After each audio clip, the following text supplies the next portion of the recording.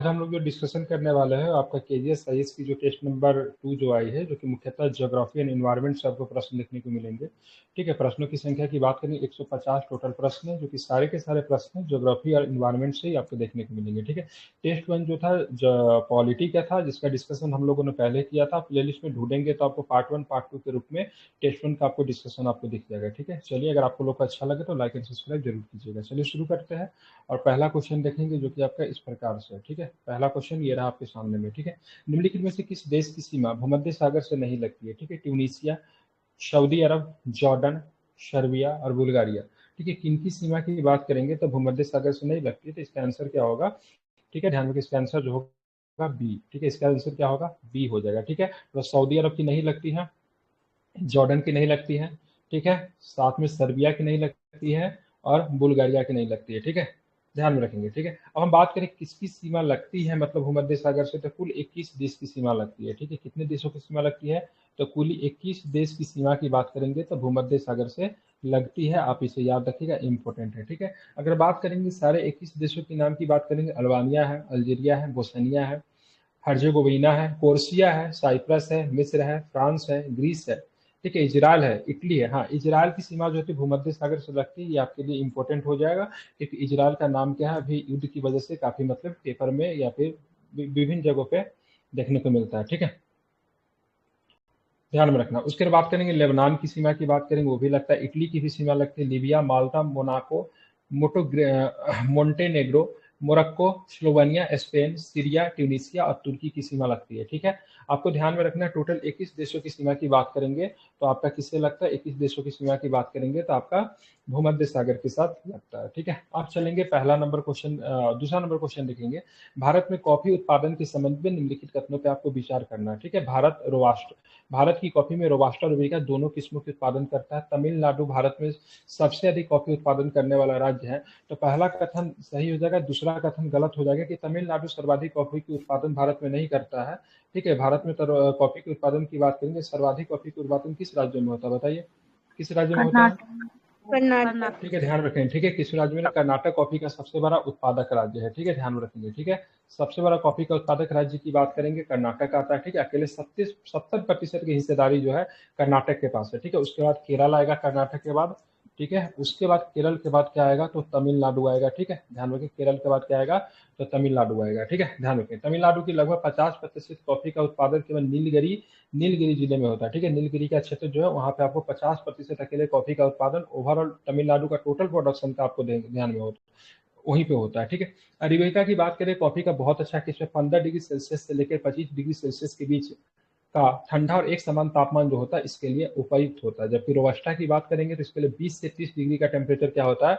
जरूरी होता है। ठीक है, ध्यान में रखेंगे। भारत की बात करेंगे, दो प्रमुख किस्मों अरेबिका और रोबस्टा का उत्पादन किया जाता है। अरेबिका माइल्ड कॉफी होता है लेकिन अत्यधिक सुगंधित होता है। ठीक है, ध्यान रखें। रोबस्टा की तुलना में अगर बात करेंगे, अरेबिका का दाम जो होता है मार्केट में बाजार की कीमत की बात करेंगे अधिक है। ठीक है, अब चलेंगे हम लोग 3 नंबर प्रश्न देखेंगे। क्या भारत में निम्नलिखित में से किस स्थान पर रणनीतिक पेट्रोलियम भंडार नहीं है? ठीक है, विशाखापट्टनम में नहीं है, ठीक है, मैंगलोर में नहीं है, पादुर में नहीं है, फिर कंडला में नहीं है। ठीक है, तो भारत में किस स्थान पर रणनीतिक पेट्रोलियम भंडार नहीं है? तो ध्यान रखिएगा, कंडला में आपको नहीं देखने को मिलता है।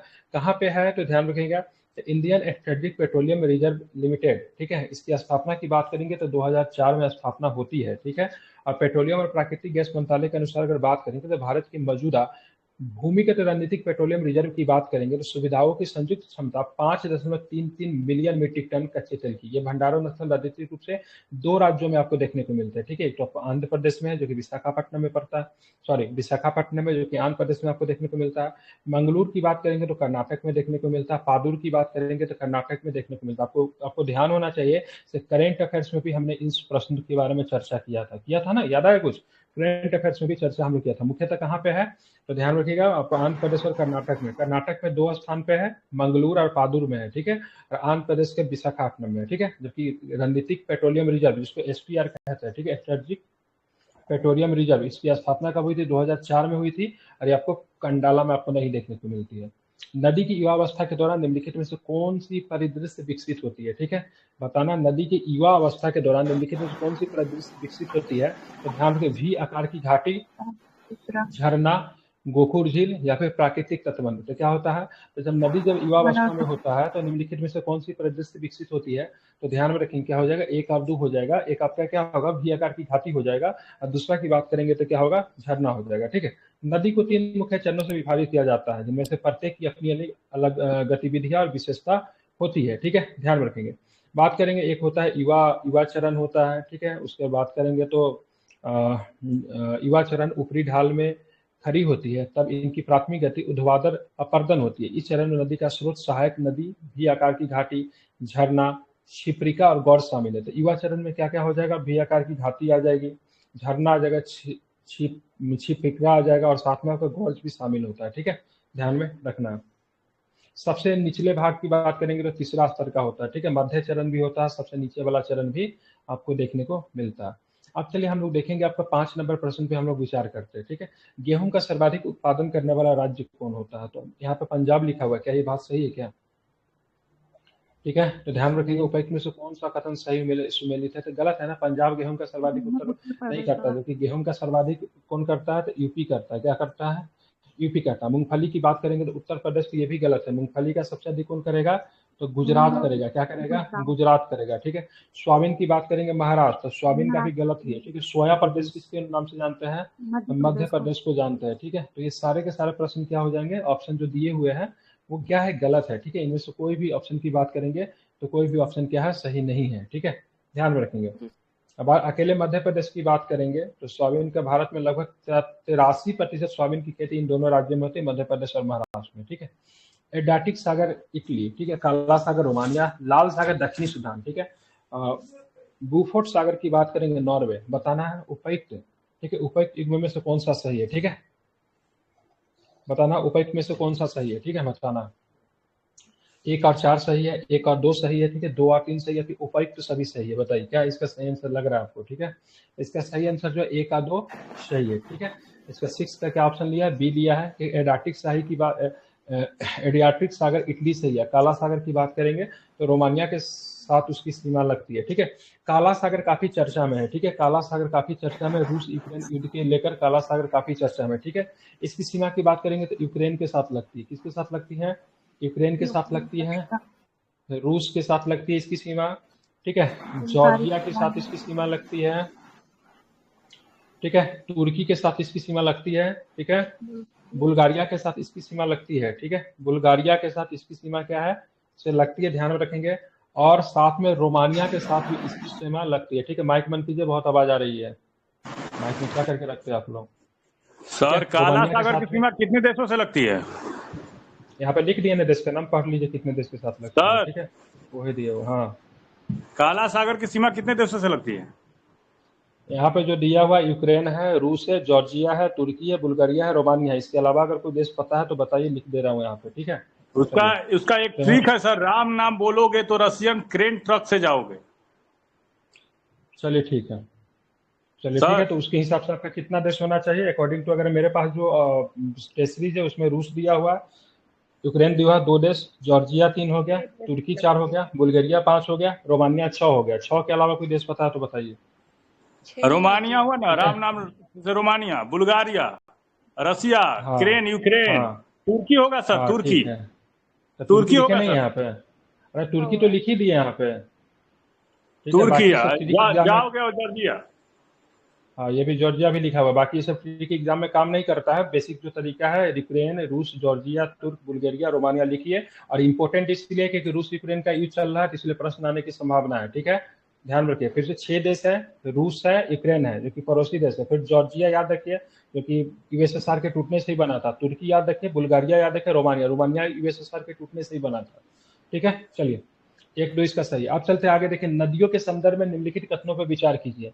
नदी एक विशिष्ट क्षेत्र है जिसे उसका जल ग्रहण क्षेत्र कहा जाता है, से एकत्रित जल को बहा कर ले जाती है। ठीक है, किसी नदी और उसकी सहायक नदी द्वारा अपवाह वाले क्षेत्र को अपवाह बेसिन कहा जाता है।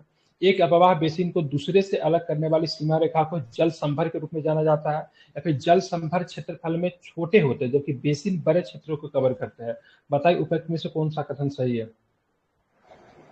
ठीक है। तो ध्यान में रखिएगा इसमें कौन सा कथन गलत है, तो कोई भी कथन गलत नहीं, मतलब सारे के सारे स्टेटमेंट क्या है आपके सही है। ठीक है, एक बार फिर से डिफिनेशन पढ़ दे रहा हूँ, जरा सुनिएगा ध्यान से। ठीक है, नदी एक विशिष्ट क्षेत्र है जिससे उसका जल ग्रहण क्षेत्र कहा जाता है, इसे एकत्रित जल को बहा कर ले जाती, सही है। इसी नदी और उसकी सहायक नदी और अपवाह वाले क्षेत्र को अपवाह बेसिन कहा जाता है, ये भी सही है। एक अपवाह बेसिन को दूसरे से अलग करने वाली सीमा रेखा को जल संभर के रूप में जाना जाता है, ये भी सही है। ठीक है, जल संभर क्षेत्र में छोटे होते जबकि बेसिन बड़े क्षेत्रों को कवर करते, ये भी सही है। ठीक है, ध्यान में रखेंगे, तो सारे के सारे ऑप्शन की बात करेंगे। ठीक है, सही है। ठीक है, ध्यान में आपको रखना है। आप चलेंगे आगे। ठीक है, भारत में केसर की खेती के संबंध में निम्नलिखित कथनों में विचार करना है। ठीक है, भारत विश्व का सबसे बड़ा केसर उत्पादक देश है। ठीक है, ध्यान रखेंगे। कश्मीर केसर को जीआई टैग प्राप्त है। केसर एक 12 मासी पौधा है, बताइए क्या सही। केसर को लेकर 68 बीपीएससी में भी प्रश्न एक पूछा था। ठीक है, कौन सा स्टेटमेंट सही इसको बताइए। ठीक है, तो 12 मासी की बात करेंगे, इसका ऑप्शन के निम्नलिखित कितने कथन सही है। ठीक है, उपयुक्त में से कितने कथन सही, तो ध्यान रखिएगा इसके आंसर क्या है, सारे के सारे आंसर क्या है, सही है। ठीक है, आप लोग सेट तो बनाते नहीं है, बस कहानी सुनने आते हैं, पहले से सेट बनाएंगे तब तो जानकारी। भारत विश्व में दूसरा सबसे बड़ा केसर उत्पादक राज्य, ये सही है। कश्मीर केसर को जीआई टैग दिया गया है। ठीक है, ध्यान रखेंगे। इसका ऑप्शन जो केसर के बारे में बात करेंगे तो ये 12 मासी भी है। ठीक है, बात केसर का सबसे बड़ा उत्पादक राज्य की बात करेंगे तो ईरान होता है, मतलब सबसे बड़ा केसर का उत्पादक देश कौन सा है, ईरान है। कौन सा है, ईरान है। कौन सा देश है, ईरान है। अकेले ईरान की बात करिए, दुनिया में हिस्सेदारी कितनी है उसकी, 88% है। ठीक है, ध्यान में रखेंगे। ठीक है, कितनी है, 88% है, ये भी आपको ध्यान में रखना है। ठीक है, समझ गए। और इसका बात करें, केसर का उपयोग जो होता है स्वाद और रंग के लिए तथा औषधीय एवं फार्मास्यूटिकल उद्योग में भी इसका किया जाता है। ठीक है, अब भारत में केसर कहाँ पे मिलता है, मुख्यतः जम्मू कश्मीर में, पुलवामा, बडगांव, श्रीनगर, किश्तवाड़ में इसकी केसर की खेती की जाती है। ठीक है, और केसर को जीआई टैग कब मिला, तो ध्यान में रखिएगा, तो केसर को जीआई टैग की बात करें कब मिला था, 2019 में जीआई टैग मिला था। कब मिला था, तो 2019 में क्या मिला था, तो इसको जीआई टैग मिला था। ठीक है, ध्यान में रखेंगे। ठीक है, अब भारत का स्थान विश्व में कितने नंबर के है, सेकेंड नंबर पे है। ठीक है, और ये एक 12 मासी है। ठीक है, मतलब सालों भर होता है। ठीक है, ध्यान रखिए। किस परिवार से आता है, आइरिस परिवार के इरिडिस से संबंधित है। ठीक है, और ये बहुत ही महंगा मसाला है। ठीक है, अब आते हैं आगे, देखें डोबर जल डमरू मध्य है, इंग्लिश चैनल और मतलब उत्तरी सागर को। ठीक है, बास्फोरस जल डमरू मध्य एजियन और मतलब मरमरा को। ठीक है, उसके बाद बात करेंगे लाल सागर ओमान की बात करेंगे। ठीक है, तो लाल सागर ओमान के बीच में बाबा अल मंडेब जलडम, तो इसमें बोलता है तो कौन सा सही है। ठीक है, तो कौन सा सही, तो बताओ उपयुक्त में से सही सुमेलित कौन है, तो ध्यान रखें केवल पहला वाला ये स्टेटमेंट की बात करेंगे तो पहला वाला ही सही है। ठीक है, डोबर जलडमरू मध्य की बात इंग्लिश चैनल को उत्तरी सागर से जोड़ता है और ग्रेट ब्रिटेन महाद्वीप को यूरोप से अलग करता है। ठीक है, ध्यान रखेंगे। ठीक है, अब दूसरा वाला की बात करें, बास्फोरस की बात करेंगे तो बास्फोरस जो है ना अपना काला सागर को मरमरा सागर से जोड़ता है। किसे जोड़ता है, काला को। ठीक है, ध्यान रखिएगा, काला को मतलब किसे जोड़ता है, मरमरा से जोड़ता है। अब डोबर जल डमरू मध्य की बात है इंग्लिश चैनल को उत्तरी सागर से, तो सही है। बाब अल मंडेब की बात करेंगे तो आपका बाब अल मंडेब जो है, ठीक है, किसको किसको जोड़ता है, ये लाल सागर को अदन की खाड़ी से जोड़ता है। ठीक है, लाल सागर को किसे जोड़ता है, अदन की खाड़ी से, मतलब क्या करता है, कनेक्ट करता है। ठीक है, तो ये आप याद रख सकते हैं, फिर से एक बार रिपीट कर दे रहा हूँ। बाब और मलडेब की बात करेंगे तो लाल सागर और, ठीक है, अदन की खाड़ी। ठीक है, बास्फोरस की बात करें काला सागर और मरमरा हो जाएगा। ठीक है, डोबर की बात करेंगे तो इंग्लिश चैनल और उत्तरी सागर। ठीक है, ध्यान में रखेंगे। आप चलेंगे विश्व में सेल भंडार के संबंध में निम्नलिखित कथनों पर विचार कीजिए। विश्व में सेल भंडार के संदर्भ में निम्नलिखित कथनों पर विचार कीजिए। वाका माटे वेनेजुएला में एक सेल संरचना क्षेत्र है। चीन की सिचुआन परियोजना शेल गैस भंडार तक पहुंच हेतु एक अति प्रभावी ड्रिलिंग परियोजना है। ठीक है, संयुक्त राज्य अमेरिका के पास विश्व का सबसे बड़ा अनुमानित सेल भंडार है। ठीक है, उपयुक्त में से कौन सा कथन सही है। ठीक है, कौन सा कथन सही, तो ध्यान में रखेंगे, इसका बात करेंगे। इसका 10 का आंसर जो है आपका 10 का आंसर क्या लिया है, सी लिया है। ठीक है, सी लिया। सी की बात करेंगे तो आपका केवल जो है इसमें सी में क्या ऑप्शन था, 2 था ना। ठीक है, आपका ऑप्शन नंबर 2 सही, मतलब चीन के सिचुआन परियोजना शेल गैस भंडार तक पहुंच हेतु एक अति गहरी, ठीक है, अति गहरे ड्रीम परियोजना, ये बिल्कुल सही है। वाका माटे वेनेजुएला में एक सेल भंडार संरचना है, तो ये गलत लिया है। ठीक है, ध्यान रखिए क्योंकि ये वेनेजुएला में नहीं, कहाँ पे, यूएसए में आपको पड़ता है। ठीक है, अब आते संयुक्त राज्य अमेरिका के पास विश्व का सबसे बड़ा अनुमानित सेल भंडार है, तो ध्यान रखिए ये भी गलत है, क्योंकि अर्जेंटीना के, ध्यान में रखेंगे, अर्जेंटीना के पेंटागोनियन दक्षिण में स्थित ये संरचना बेल्जियम के आकार की है। इसमें दुनिया का सबसे बड़ा सेल भंडार है, ठीक है। तो ये आपको ध्यान में रखेंगे।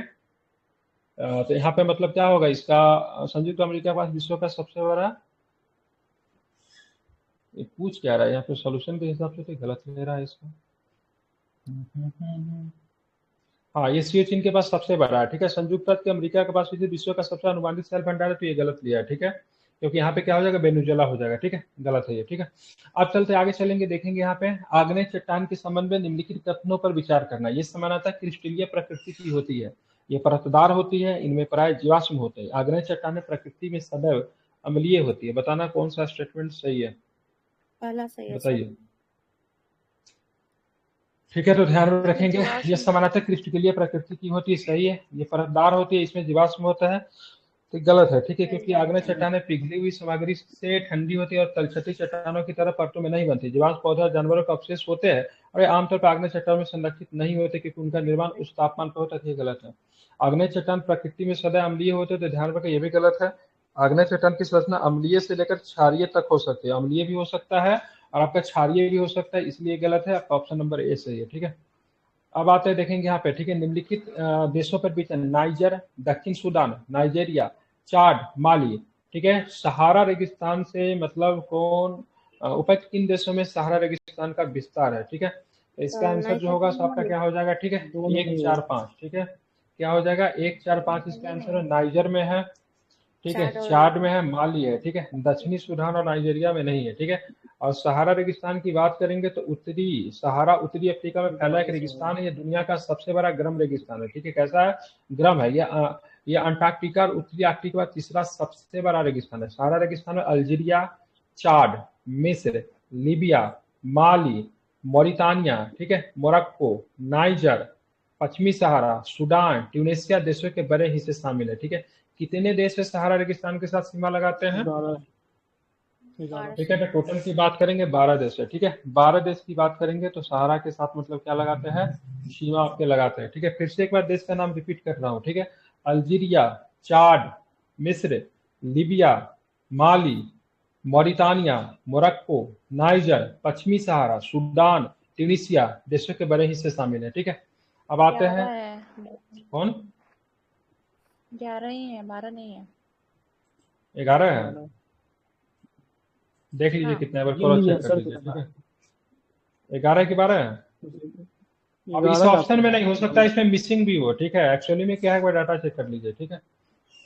चलिए अब इसके ऑप्शन पे मत है। निम्नलिखित जल निकायों पे विचार कीजिए। मैक्सिको की खाड़ी, भूमध्य सागर, लाल सागर, बंगाल की खाड़ी, ठीक है। उपयुक्त जल निकायों में से किससे होकर कर्क रेखा गुजरती है, ठीक है। किससे होकर कर्क रेखा गुजरती है, मैक्सिको की खाड़ी होगा, ठीक है। और ध्यान रखेंगे लाल सागर होगा, ठीक है।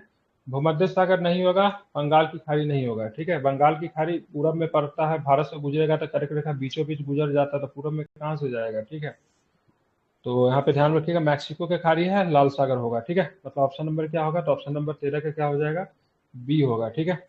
भारत की बात करें तो भारत की बात करेंगे तो भारत को कितने डिग्री पे वो कर्क रेखा गुजरती है, 38 डिग्री, ठीक है। ध्यान रखिए, कर्क रेखा उत्तर पर उन 5 प्रमुख अक्षांश रेखाओं में से एक है जो पृथ्वी की भौतिक समन्वय प्रणाली का हिस्सा है। भूमध्य रेखा से लगभग 23.5 डिग्री उत्तर में स्थित है। कर्क रेखा कुल 6 जल निकायों से होकर गुजरती है, ठीक है। कितने जल निकाय है, 6 है, ठीक है। कितने हैं, 6 जल निकाय से होकर कर्क रेखा आपकी गुजरती है। इसमें हिंद महासागर शामिल है, अटलांटिक महासागर शामिल है, प्रशांत भी शामिल है, ताइवान जलदब्रु मध्य भी शामिल है, लाल सागर भी शामिल है, मैक्सिको की खाड़ी भी शामिल है, ठीक है।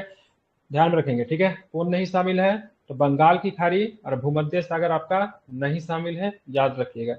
अब आते हैं 14 नंबर क्वेश्चन, देखिए मिलाना है, ठीक है। शिल्ड ज्वालामुखी क्या होगा, इसका मिलान कीजिए। गलत पूछना, सॉरी, कितने गलत है, कितने गलत है, ठीक है। ध्यान में, उपयुक्त में से कितना गलत है, ठीक है। तो इसका आंसर जो है आपका लिए बी, मतलब 2 स्टेटमेंट की बात करें, इसमें 2 कथन गलत है। तो पहला इनकी बात करेंगे तो शिल्ड ज्वालामुखी यदि वेंट में पानी चला तो यह विस्फोट हो जाता है, ठीक है, ये चाहिए, ठीक है। पृथ्वी के ज्वालामुखी में सर्वाधिक विस्फोट मिश्रित ज्वालामुखी, गलत है, ठीक है। बात करें कोलोरेडा बेसाल्ट की तुलना में ठंडा चिपचिपे लावा का विस्फोट होता है, तो ये गलत है, ठीक है।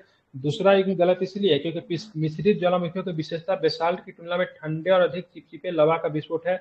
इसके उदाहरण माउंट फूजी और माउंट शास्ता। ठीक है, मतलब इसका आंसर ये होगा। ठीक है, जो कि उल्टा कर दिया। इसका क्या होगा, ये होगा। कोलोरेडा पृथ्वी के ज्वालामुखी में सबसे विस्फोट है। वे आमतौर पर इतने विस्फोटक होते हैं कि जब फूटते हैं तो किसी ऊंची संरचना का निर्माण के बजाय खुद ही ढह जाता है। ठीक है, क्राकाटोआ कोलोरेडा का एक उदाहरण है। क्राकाटोआ ज्वालामुखी की बात करेंगे तो कोलोरेडा का उदाहरण तो उल्टा देखिए, बाकी ऊपर का सही है। ठीक है, अब आते हैं विश्व में प्राकृतिक संसाधनों के वितरण के संबंध में निम्नलिखित कथनों पर विचार कीजिए। ठीक है, अफ्रीकी महाद्वीप में 30% खनिज भंडार है। ठीक है, पहला ऑप्शन है। दूसरा कि विश्व में कुल खनिज उत्पादन में आधे से अधिक हिस्सेदारी के साथ एशिया खनिजों में सबसे बड़ा बात करेंगे उत्पादक है, तो बिल्कुल सही है। ठीक है, मोर देन आधा से अधिक की बात करेंगे तो ध्यान रखिएगा एशिया के पास है। 30% अकेले की बात करेंगे तो अफ्रीका के पास है। ठीक है, 59% की बात करेंगे तो एशिया के पास है। तो 59% एशिया के पास, 30%, 90%।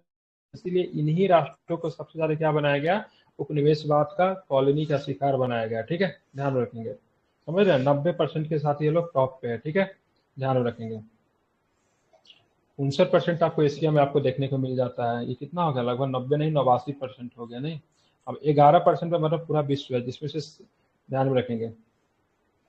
आप चलेंगे एस तरंगों की पी तरंगों से गति। ये बहुत इंपॉर्टेंट है, कई बार एग्जाम में पूछा जाता है। ठीक है, इसलिए इसको अच्छे से आप लोग क्या कीजिए, इसको याद कर लीजिए। ठीक है, एस तरंगों की गति पी तरंगों की गति से अधिक होती है। एस तरंगे ध्वनि तरंगों के समान होती है।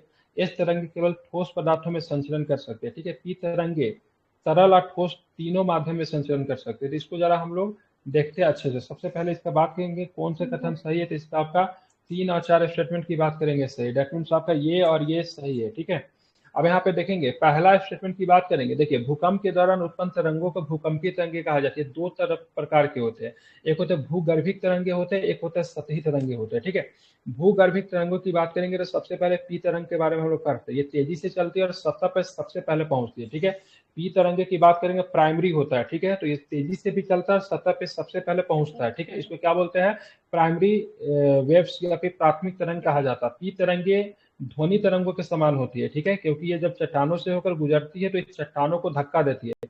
ठीक वैसे ही जैसे ध्वनि तरंगे वायु की ओर से वायु की आगे की ओर धकेलती है, खींचती है। गैसीय तरल ठोस पदार्थों से होकर गुजरती है। गैसीय भी है, तरल भी है, ठोस, मतलब तीनों से गुजर सकता है। ठीक है, ठोस से भी, द्रव से भी और गैस से भी आपका ये गुजर सकता है। ठीक है, ध्यान रखें, तीनों अवस्था से। ठीक है, पी तरंगे। ठीक है, तो यहाँ पे तो ये तो दिया हुआ है तो सही हो गया। अब आते एस तरंगे की बात, ये केवल ठोस पदार्थों से होकर गुजर सकती है। तो एस तरंगे जो होता है केवल मतलब किससे, तो ठोस पदार्थों से होकर। दैट मीन्स द्रव और गैस से होकर नहीं गुजर सकती। जबकि पी तरंगे की बात करेंगे सारे से होकर। ठीक है, एस तरंगों की गति पी तरंगों की गति से अधिक होती, गलत है। ठीक है, पी तरंगों की गति सर्वाधिक होती है। ठीक है, क्योंकि तेजी से चलती है। ठीक है, और सतह पे सबसे पहले पहुंचती है। एस तरंगे ध्वनि तरंगों के समान होते हैं। नहीं, एस तरंगे ध्वनि तरंगे के समान नहीं होते। पी तरंगे जो होती है ध्वनि तरंगों के समान होती है। ठीक है, अगेन रिपीट, पी तरंगे ध्वनि तरंगों के समान होती है। पी तरंगे की गति सबसे अधिक होती है। ठीक है, ये सतह पे सबसे पहले पहुंचती है, इसको प्राथमिक तरंग कहते हैं। और ध्यान में, ठोस द्रव गैस तीनों में चल सकती है। जबकि एस तरंगे की बात करेंगे तो केवल ठोस में चल सकती है। ठीक है, एस का मतलब क्या होगा, सॉलिड। सॉलिड समझ रहे, एस फॉर सॉलिड। तो सॉलिड किसमें चलेगा, केवल सॉलिड में। ठीक है, पी फॉर क्या होता है, प्राइमरी। ठीक है, पी फॉर प्राइमरी, तो प्राइमरी जो होगा गैसीय, तरल और ठोस तीनों में चलेगा। ठीक है, एस तरंगे की बात करेंगे, पी तरंगों से अधिक नहीं। पी का मतलब क्या, पहला, फर्स्ट। ठीक है, तो पहले पहुंचते इसलिए इसकी स्पीड अधिक होती है। ठीक है, तो इसको आप लोग क्या करेंगे, अच्छे से याद रखेंगे। ठीक है, अब आते हैं आगे हम लोग चलेंगे। ठीक है, 17 नंबर क्वेश्चन देखिए। अपसादी चट्टानों में पिछले युग के जीवों के जीवाश्म होते हैं। सही, अपसादी चट्टानों में उस समय के वातावरण की जानकारी दर्ज होती है जब इसका निर्माण हुआ। ठीक है, तो दोनों को दोनों स्टेटमेंट क्या, एस वेव और पी वेव वो भूकंप से है ना। हाँ, भूकंप, ये सबके सब भूकंप से है, समझ, सबसे सब ये भूकंप से है। ठीक है, सबके सब क्या है, भूकंप से है। ठीक है, एक और भी एल तरंग भी होता है। ठीक है, जो कि मैं भी कहीं ऑप्शन दिया है, आगे चल के होगा। ठीक है, अब आते हैं निम्नलिखित युग्म पे विचार करना। नॉर्थ एंटेलोप, ठीक है, रोएसल कोयला खदान संयुक्त अमेरिका में, जिनताई कोयला खदान जापान में, हवांस कोयला खदान फ्रांस में। बताना उपयुक्त में से कौन सा सुमेलित है, बताइए। छूट गया, कहाँ छूटा ये। ठीक, तो अवसादी चट्टानों पिछले युग के जीवाश्म से होता है। ठीक है, अवसादी चट्टानों को उस समय के वातावरण से जानकारी होती है। बिल्कुल ठीक है, पेट्रोलियम वगैरह के अवसादी चट्टान है। क्योंकि जंतु के, ठीक है, पेड़ पौधा के पृथ्वी में क्या होता है, दब जाने की वजह से, और पृथ्वी का मतलब क्या होता है, वायु से उनका संपर्क टूट जाने से अपसारी चट्टानों का निर्माण होता है। ठीक है, चलिए आप चलेंगे, आगे चलेंगे, देखेंगे 18 नंबर प्रश्न देखिए। ठीक है, तो यहाँ पे नॉर्थ एंटीलोप रोसेल कोयला खदान क्या संयुक्त अमेरिका में है? ठीक है, तो ध्यान में रखेंगे ये सही है। ठीक है, ध्यान में रखेंगे नॉर्थ एंटीलोप रोसेल कोयला खदान अमेरिका के गमिंग पाउडर रिवर बेसिन में स्थित है। जिंताई कोयला की खान की बात करें, जिंताई कहाँ पे पड़ेगा? जापान में नहीं है, कहाँ पे है ये? चीन में है। ठीक है, अब आते हैं हम्बाज कोयला खदान की बात करें तो हम्बाज कोयला खदान की बात करें, फ्रांस में नहीं है, कहाँ पे है? जर्मनी में है। कहाँ पे? हम्बाज कहाँ पे? जर्मनी में। जिंताई की बात करेंगे चीन में है। ठीक है, ध्यान में रखेंगे। बाकी पहला स्टेटमेंट की बात करेंगे, सही है। ठीक है, अब आते हैं निम्नलिखित में से कोयला खदानों के उत्तर से दक्षिण के क्रम में, ठीक है, विस्तार कीजिए। बोकारो, तालचेर, सिंगरैली। ठीक है, तो सबसे पहले तो जगह का नाम आपको पता होना चाहिए। बोकारो आपको पड़ता है कहाँ पे? झारखंड में। तालचेर कहाँ पे पड़ता है? उड़ीसा में। ठीक है, उड़ीसा। और ये कहाँ पे पड़ता है? ये सिंगरैली कहाँ पे पड़ता है? तेलंगाना में। तेलंगाना में पड़ता है। ठीक है, तब क्या हो जाएगा? तो सबसे बाद में तो बात करेंगे भाई साहब, यही जाएगा सबसे बाद में। ठीक है, ठीक है, 3 तो सबसे बाद में जाएगा, मतलब ऑप्शन नंबर यही है, वो पकड़ा रहा है, मतलब डी पकड़ा रहा है। ठीक है, ध्यान रखिए। तो सबसे पहले बोकारो है, फिर मतलब तालचेर हो जाएगा। ठीक है, बोकारो उत्तर में, तालचेर पूरब की ओर उड़ीसा में चला जाएगा, फिर मतलब सिंगरैली आएगा दक्षिण में। ठीक है, तो उत्तर की दक्षिण की ओर मतलब ये आपका सिंगरौली भी है ना? विस्तार होगा। ठीक है, एक सिंगरौली भी है। ठीक है, सिंगरौली आई थिंक महाराष्ट्र में पड़ता है साहब। ठीक है, इस सिंगरैनी छत्तीसगढ़ में है वो, देख लीजिए कहाँ। ठीक है, वो है किसी के लिए वो भी फेमस है। एक होता है गेबरा। गेबरा की बात करेंगे, देश की सबसे बड़ी कोयला खदान की बात करें, गेबरा है। ठीक है, गेबरा की बात करेंगे, देश की सबसे बड़ी कोयला खदान है। ये जो आपका पड़ता है, कहाँ पे पड़ता है? छत्तीसगढ़ में पड़ता है। कहाँ पे पड़ता है?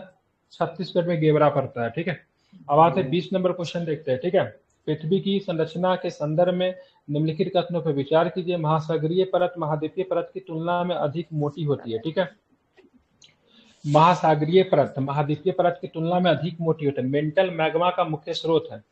कोर का निर्माण अधिकतर निकल और लोहे से हुआ है। ठीक है, बताना है कौन सा सही है। तो ध्यान रखें, महासागरीय परत महाद्वीपीय परत की तुलना में अधिक मोटी होती है। ठीक है, ध्यान रखेंगे, तो ये गलत है। ठीक है, पहला स्टेटमेंट गलत है। ठीक है, उपर्युक्त में कितने कथन सही है? तो ये तो गलत है।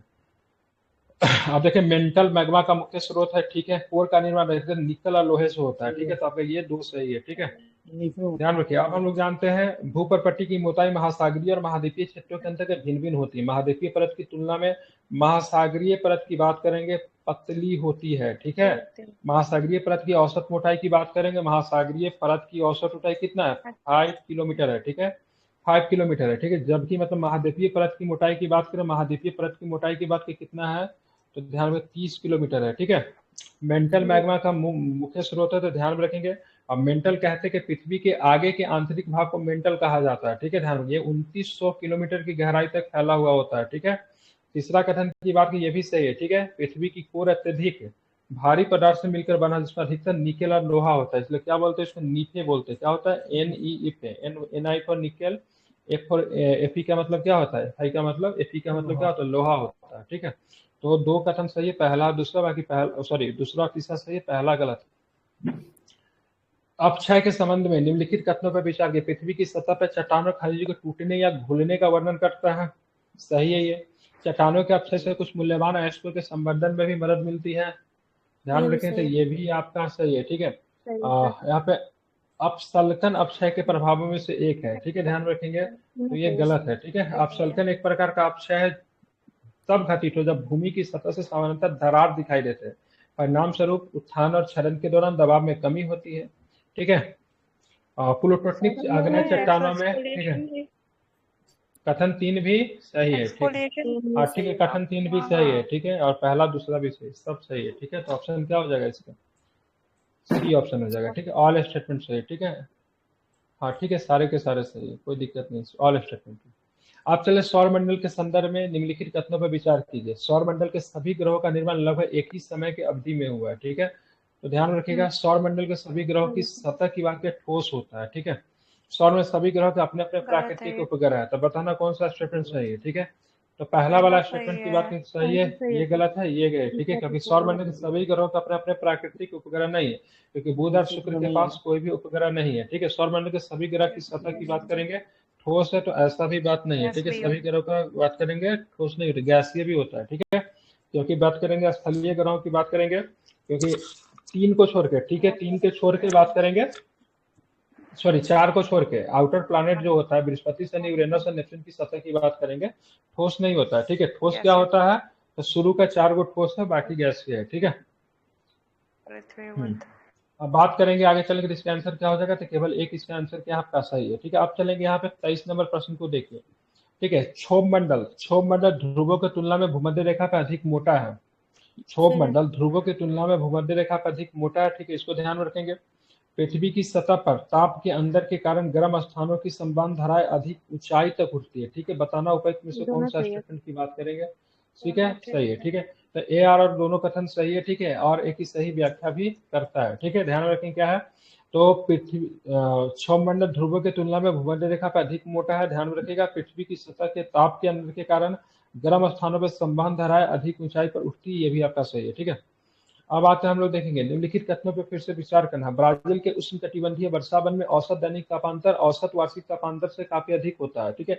जापान के क्यूसी द्वीप की आर्द्र उपोष्ण जलवायु पूरे वर्ष लगभग समान वर्षा प्राप्त करती है, ठीक है। तो कौन सा स्टेटमेंट सही, तो ध्यान में रखेगा। तो दोनों के दोनों स्टेटमेंट की बात करेंगे, इसका क्या है, दोनों के दोनों स्टेटमेंट सही है, ठीक है। चलिए ठीक है। ब्राजील में उष्णकटिबंधीय वर्षावन में औसत दैनिक तापांतर औसत वार्षिक तापांतर से काफी अधिक होता है। जापान के क्यूशू द्वीप, बात में करें क्यूशू द्वीप, ठीक है, आर्द्र उपोष्ण, ठीक है, ध्यान रखेंगे, जलवायु पूरे वर्ष में लगभग समान होता है। जापान की बात करेंगे तो वहाँ पे क्यूशू है, होन्सो है, ठीक है, क्यूशू है, होन्सो, एक होडोकू है, ठीक है, उसमें से हाँ एक और क्यूशू है, होन्सो है, होडोकू है, एक कौन सा है, शिकोकू और होकाइडो। हाँ ठीक है। तो इसमें जो सबसे बड़ा जो होन्सू है ना, हाँ उस पे टोक्यो है, इसी पे इसकी राजधानी भी है, ठीक है। होन्सू के ऊपर ही क्या है, उसकी राजधानी भी है, ठीक है। अब आते हैं, ठीक है, निम्नलिखित स्थल मंडल के विकास के संदर्भ में निम्नलिखित कथनों पर विचार कीजिए। भारी पदार्थ पृथ्वी के केंद्र की ओर गए और हल्के पदार्थ सतह की ओर चले आए। पृथ्वी के अपने प्रारंभिक चरण में, तुम बीच में बोलो सही है, सही है, क्वेश्चन पूरा हुआ अभी पहले। पृथ्वी के अपने प्रारंभिक चरण में अस्थिर अवस्था में थी क्योंकि पृथ्वी की सतह के अंदर का तापमान घट गया, ठीक है। उपर्युक्त कथनों के संबंध में निम्नलिखित में से कौन सा कथन सही है, फिर एक बार समझिए, ठीक है। भारी पदार्थ पृथ्वी के केंद्र की ओर गए और हल्के पदार्थ सतह की ओर चले आए, ठीक है। अब पृथ्वी अपने प्रारंभिक चरण में अस्थिर अवस्था में थी क्योंकि पृथ्वी की सतह के अंदर तापमान घट गया, ठीक है। उपर्युक्त कथनों के संबंध में निम्नलिखित में से कौन सा कथन सही है, तो इसका ऑप्शन जो होगा, ठीक है, ध्यान रखिए कितना 25 नंबर है ना, इसका ऑप्शन की बात करेंगे, ठीक है, सी सही है, ठीक है। मतलब क्या है, भारी पदार्थ पृथ्वी के केंद्र की ओर गए और हल्के पदार्थ पृथ्वी की सतह की ओर चले, ये सही है, ठीक है। उस तरह पृथ्वी अपने प्रारंभिक चरण में अस्थिर अवस्था में थी क्योंकि पृथ्वी की सतह के अंदर का तापमान घट गया था, तो ये गलत है, ठीक है। जरा इसका सोल्यूशन सुन लीजिएगा, ठीक है। कथन आर इसलिए गलत है क्योंकि पृथ्वी अपने प्रारंभिक चरण में अस्थिर अवस्था में थी, ये तो सही है। घनत्व में धीरे धीरे पृथ्वी के कारण पृथ्वी के अंदर का तापमान जो था बढ़ गया था, ठीक है। ध्यान में क्या हो गया था, बढ़ गया था, ठीक है, इसे आप ध्यान में रखेंगे। अब आते हैं 26 नंबर क्वेश्चन। महासागरों के दोनों चट्टानों की आयु में समानता। महासागरों के दोनों ओर चट्टानों की आयु में समानता, पलेसर निक्षेप, जीवाश्मों का वेतन, टीलाइट, उपर्युक्त में से कौन महाद्वीपीय विस्थापन के समर्थन में साक्ष्य है, ठीक है। तो इसका आंसर जो है सारे के सारे ही सही है, ठीक है। महासागरों के दोनों ओर चट्टानों की आयु में समानता, पलेसर निक्षेप, ठीक है, जीवाश्मों का वितरण और टीलाइट, ठीक है, सारे के सारे स्टेटमेंट सही है क्योंकि ये सारे के सारे कथन की बात की महाद्वीपीय विस्थापन के समर्थन में साक्ष्य देते हैं, ठीक है। सारे के सारे स्टेटमेंट की बात करेंगे, सही। महाद्वीपीय विस्थापन का सिद्धांत किसने दिया था,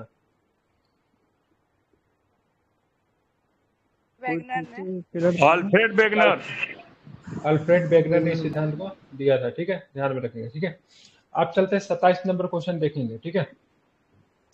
चक्रवातों की घटना के संदर्भ में निम्नलिखित कथनों पर विचार कीजिए, ठीक है। चक्रवातों की घटना के संदर्भ में निम्नलिखित कथनों पर विचार करना। बहिरुष्ण कटिबंधीय चक्रवात में एक स्पष्ट बताग्र प्रणाली होती है जो उष्ण कटिबंधीय चक्रवातों में मौजूद नहीं होती है। उष्ण कटिबंधीय चक्रवात बहिरुष्ण कटिबंधीय चक्रवात की तुलना में अधिक क्षेत्र को प्रभावित करती है। उपर्युक्त में से कौन सा कथन सही है, ठीक है। तो ध्यान रखेंगे, इसका पहला स्टेटमेंट की बात करेंगे, ट्रॉपिकल साइक्लोन्स के बारे में सही है, बाकी दूसरा स्टेटमेंट सही। फिर से रिपीट करें, बहिरुष्ण कटिबंधीय, जिसको बोला जाता है, ठीक है, ट्रॉपिकल साइक्लोन्स कहा जाता है, कि में एक स्पष्ट वातावरण प्रणाली होती है जो उष्णकटिबंधीय चक्रवातों में मौजूद नहीं होती। उष्णकटिबंधीय चक्रवात बहिरुष्ण कटिबंधीय चक्रवात की तुलना अधिक क्षेत्र को प्रभावित करती है, तो ऐसा नहीं है। केवल एक स्टेटमेंट सही है, बाकी दूसरा गलत है, ठीक है। नियाग्रा प्रपात, नियाग्रा फॉल्स, ठीक है, निम्नलिखित झील युग्म में से किसके बीच में स्थित है? Eerie plus Ontario. ठीक है, तो ये आपको ईरी झील और ओंटारियो झील के बीच में आपको देखने को मिलता है, ठीक है। सर नियाग्रा आपको कनाडा और जलप्रपात अमेरिका, सुपीरियर और हारून के बीच में है ना? हेलो, सुपीरियर और किसके बीच में? हुरून के बीच में। हाँ सर, ये ईरी और ओंटारियो के बीच में है। ईरी और ओंटारियो के बीच ईरी में, ठीक है। ओंटारियो ये कहाँ पे मिलता है? नियाग्रा नदी पे। अगर किस फॉल की बात करें, किस नदी पे है? तो कनाडा नियाग्रा में। नदी पे, ठीक है। ये झील जो है ना, सब भारत, ये जो जलप्रपात भारत बोल रहा हूँ, अमेरिका और कनाडा के सीमा के बीच में है, ठीक है। ये अंतर्राष्ट्रीय सीमा बनाता है, ठीक है। नियाग्रा जलप्रपात 3 झरनों को संदर्भित करता है, जो कनाडा के ओरिएंटियो प्रांत, अमेरिका राज्य के न्यूयॉर्क के बीच में अंतर्राष्ट्रीय सीमा बनाते हैं। सबसे बड़े से लेकर सबसे छोटे तक 3 झरने हैं, ठीक है। एक है हॉर्स शू जलप्रपात, अमेरिकन जलप्रपात और ब्राइडल वेल जलप्रपात, ठीक है। नियाग्रा जलप्रपात नियाग्रा नदी पर स्थित है, जो ईरी झील और ओंटारियो झील को जल से मतलब क्या करता है? भरता है। किन 2 देशों के बीच में है? तो अमेरिका और किसके बीच में? ठीक है, कनाडा के बीच में, ठीक है, ध्यान रखें, ठीक है। अमेरिका और कनाडा के कौन सा प्रांत? कनाडा के कौन सा प्रांत? कनाडा के ओंटारियो, कनाडा के ओंटारियो प्रांत। अमेरिका के कौन सा? तो अमेरिका के न्यूयॉर्क के बीच में, अमेरिका के न्यूयॉर्क राज्य के बीच में, मतलब ये है, ठीक है। अब आते हैं निम्नलिखित कथनों पे फिर से मतलब क्या करना है? विचार करना है, ठीक है। ईरी ओंटारियो याद रखिएगा, इंपॉर्टेंट है। अब निम्नलिखित कथनों पे फिर से विचार कर। बैरियर रीफ में समुद्र की ओर ढलान खड़ी या ऊर्ध्वाधर होती है, जबकि भूमि की ओर ढलान कम होता है। सभी प्रकार की प्रवाल भित्तियों में तटीय प्रवाल भित्ति सबसे अधिक और व्यापक होती है। बताना कौन सा स्टेटमेंट सही है, ठीक है। ध्यान रखें, कौन सा स्टेटमेंट की बात करें सही है, तो ध्यान रखें दोनों के दोनों स्टेटमेंट की बात करेंगे गलत है, ठीक है। क्योंकि ध्यान रखेंगे यहाँ पे, सुनिएगा जरा, बैरियर रीफ की बात करेंगे तो समुद्र की ओर ढलान खड़ी और ऊर्ध्वाधर होती है, जबकि भूमि की ओर ढलान कम होती है। गलत लिया है, ठीक है। क्या लिया? गलत लिया, ठीक है। समुद्र की ओर ढलान तीव्र एवं ऊर्ध्वाधर होती है, ठीक है, ध्यान रखेंगे। जबकि भूमि की ओर ढलान की बात करेंगे तो जबकि स्थल की ओर ढलान मृदु और तटीय भित्तियों से होती है, ठीक है। एक तटीय प्रवाल भित्ति के बारे में जानकारी, ऊपर वाला जो स्टेटमेंट जो है ना, ये जो यहाँ से यहाँ तक स्टेटमेंट जो आप देख रहे हैं, किसके बारे में है? ये तटीय के बारे में दे दिया है, ठीक है। और सभी प्रकार की प्रवाल भित्ति, तटीय प्रवाल भित्ति सबसे बड़ी और सबसे व्यापक होती है, तो ऐसा नहीं है, ठीक है, ध्यान रखेंगे, ऐसा नहीं है, ठीक है। चलिए, ये वाला भी स्टेटमेंट गलत है, ये वाला भी स्टेटमेंट की बात करेंगे गलत है, ठीक है। तो एक होता है ना मूंगा प्रवाल भित्ति, वो सबसे बड़ा होता है। मूंगा वाला एक जो ऑस्ट्रेलिया में है ना, ऑस्ट्रेलिया में मूंगा बैरियर रीफ जो ऑस्ट्रेलिया में है ना, वो सबसे बड़ा है। ग्रेट बैरियर रीफ वो सबसे बड़ा है, ठीक है, ध्यान रखेंगे। तो सभी प्रकार के प्रवाल भित्तियों में तटीय प्रवाल भित्ति सबसे बड़ी और सबसे व्यापक होती है, तो ऐसा नहीं, ये गलत है, ठीक है।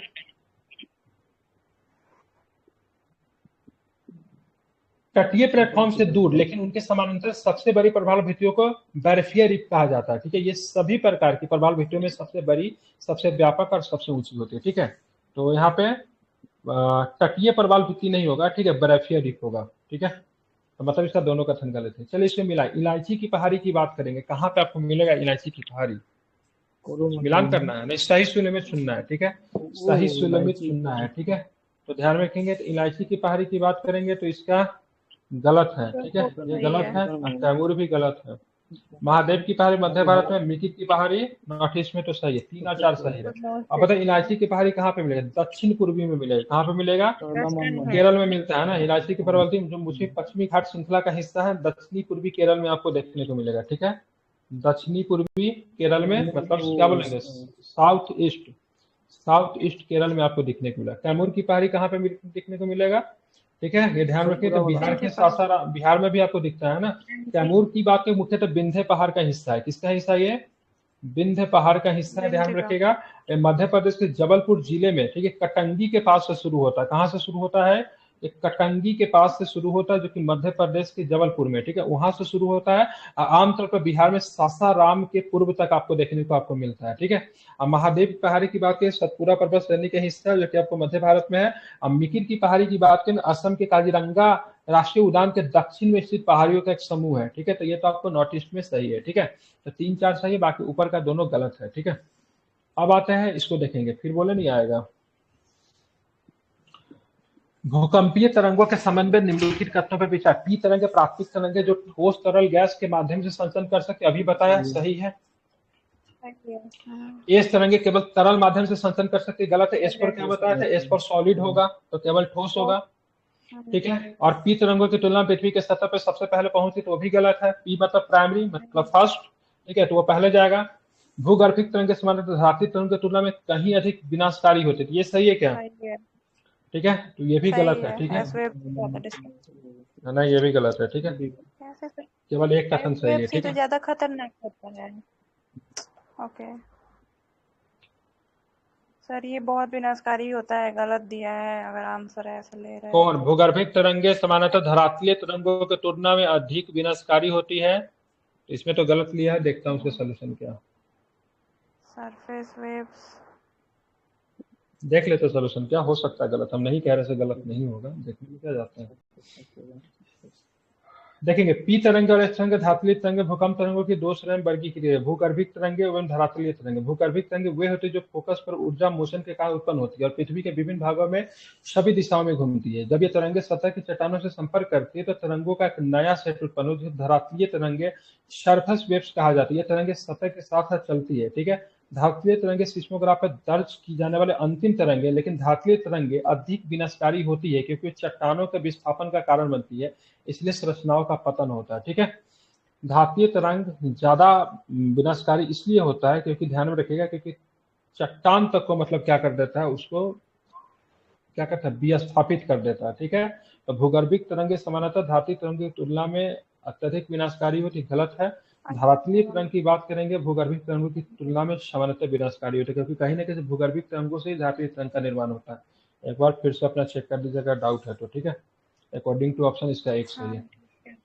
आप चलेंगे, निम्नलिखित दर्रों को उत्तर से दक्षिण की ओर व्यवस्थित कीजिए, ठीक है। उत्तर से दक्षिण की ओर चलना है, ठीक है। तो उत्तर से दक्षिण की ओर जाना है तो बताइए। सबसे पहले चलते हैं, ठीक है। सबसे पहले इसका लिया, इसका आंसर है 3, ठीक है। 3 आंसर लिया है, मतलब सी ऑप्शन लिया है, तो 3 4। थालाघाट वाला कहाँ पे पड़ेगा, थालाघाट नासिक से मुंबई को जोड़ता है, नासिक टू मुंबई, ठीक है। अब आते हैं 2 नंबर पे। 2 नंबर पे भोरघाट किसे कनेक्ट करता है, मुंबई पुणे, मुंबई प्लस पुणे को कनेक्ट करता है, ठीक है। पालाघाट की बात करेंगे, पालाघाट कहाँ पे है, पालाघाट केरला कर्नाटक नहीं, चोरघाट आएगा ना, फिर पालघाट आएगा। पालघाट साउथ में हो जाता है। 4 नंबर पे किधर है, चोरला, चोरला घाट कहाँ पे है, ये चोरला घाट ये महाराष्ट्र कर्नाटक और गोवा की सीमाओं पे है, ठीक है। महाराष्ट्र, ठीक है, कर्नाटक और गोवा की सीमा पे है, ठीक है। अब बात के पालाघाट की बात करेंगे, पालाघाट कहाँ पे मिलेगा, तो पश्चिमी घाट में स्थित है, जो उत्तर और दक्षिण से नीलगिरी पहाड़ी और अन्नामलाई पहाड़ी से घिरा हुआ है, ठीक है। मतलब ये ध्यान रखिएगा, पश्चिमी घाट में, ठीक है, वेस्टर्न घाट, ठीक है। इसका आंसर क्या हो जाएगा, हम लोग क्या कर रहे थे, हम लोग किस कूट को मिला रहे, उत्तर से दक्षिण में, तो उत्तर में सबसे पहले आएगा आपका, ठीक है, थालाघाट, ये 1 नंबर पे, फिर 2 नंबर पे भोर घाट, ठीक है, फिर 4 नंबर पे आएगा, फिर 1 नंबर पे आएगा, ठीक है। तो ध्यान रखें 3 2 4 1, ठीक है, इसको ध्यान में रखेंगे। अब चलिए आते हैं, निम्नलिखित में से कौन सा अंतर उष्णकटिबंधीय अभिसरण क्षेत्र, ठीक है, विकसित होने के कारण है। तो इसका आंसर जो लिया है सी लिया, भूमध्य सागर के निकट उत्तर पूर्वी और दक्षिण पूर्वी व्यापारिक पवनों का अभिसरण, ठीक है। तो ध्यान रखें, निम्नलिखित में से कौन सा अंतर उष्णकटिबंधीय अभिसरण क्षेत्र के विकसित होने के कारण है, तो भूमध्य रेखा के निकट उत्तर पूर्वी और दक्षिण पूर्वी व्यापारिक पवनों का अभिसरण, ठीक है। मरुस्थलीय पारिस्थितिकी तंत्र के संबंध में निम्नलिखित कथनों पर विचार कीजिए, ठीक है। मरुस्थलीय पारिस्थितिकी तंत्र के संबंध में निम्नलिखित कथनों पर विचार कीजिए, ठीक है। बताना है क्या सही है, बताना। गर्म ऑस्ट्रेलिया पारिस्थितिकी तंत्र में अधिकांश जीव दिनचर होते हैं, ठीक है। पलाया शुष्क और अर्ध शुष्क क्षेत्रों में बनने वाली अस्थायी झील है। ठीक है, विश्व में अधिकांश गर्म मरुस्थल महाद्वीपों के पश्चिमी भागों में स्थित है। बताना कौन सा स्टेटमेंट सही है। ठीक है, कौन सा स्टेटमेंट सही है, किसी का स्टेटमेंट जो 2 और 3 से लिया है। ठीक है, गर्म मरुस्थलीय पारिस्थितिकी तंत्र में अधिकांश जीव जो दिनचर नहीं होते। ठीक है, ध्यान रखेंगे। ठीक है, हाँ, रेगिस्तान के वे क्षेत्र जहाँ वर्षा 25 सेंटीमीटर से कम होती है। रेगिस्तान का वे क्षेत्र जहाँ वर्षा क्या होती है 25 सेंटीमीटर से कम होती है। हालांकि कुछ रेगिस्तान बहुत गर्म होते हैं जहाँ दिन का तापमान 54 डिग्री सेल्सियस तक होता है। ठीक है, अन्य रेगिस्तानों मतलब दिल्ली रेगिस्तान है, अन्य रेगिस्तानों में सर्दियां ठंडी होती या साल भर ठंड रहती है। रेगिस्तानों में रहने वाले अधिकांश जानवर की बात है रात्रि चर होते हैं, मतलब रात के दौरान वो सक्रिय होते हैं। रेगिस्तान में रहने वाले अधिकांश स्तनधारी बहुत छोटे होते हैं, लेकिन ऊंट, चिकारा और गधे जैसे बड़े स्तनधारियों में बहुत शुष्क परिस्थितियों से निपटने के लिए खुद को अनुकूलित कर लिया और वे पानी के बिना भी लंबे समय तक जीवित रह सकते हैं।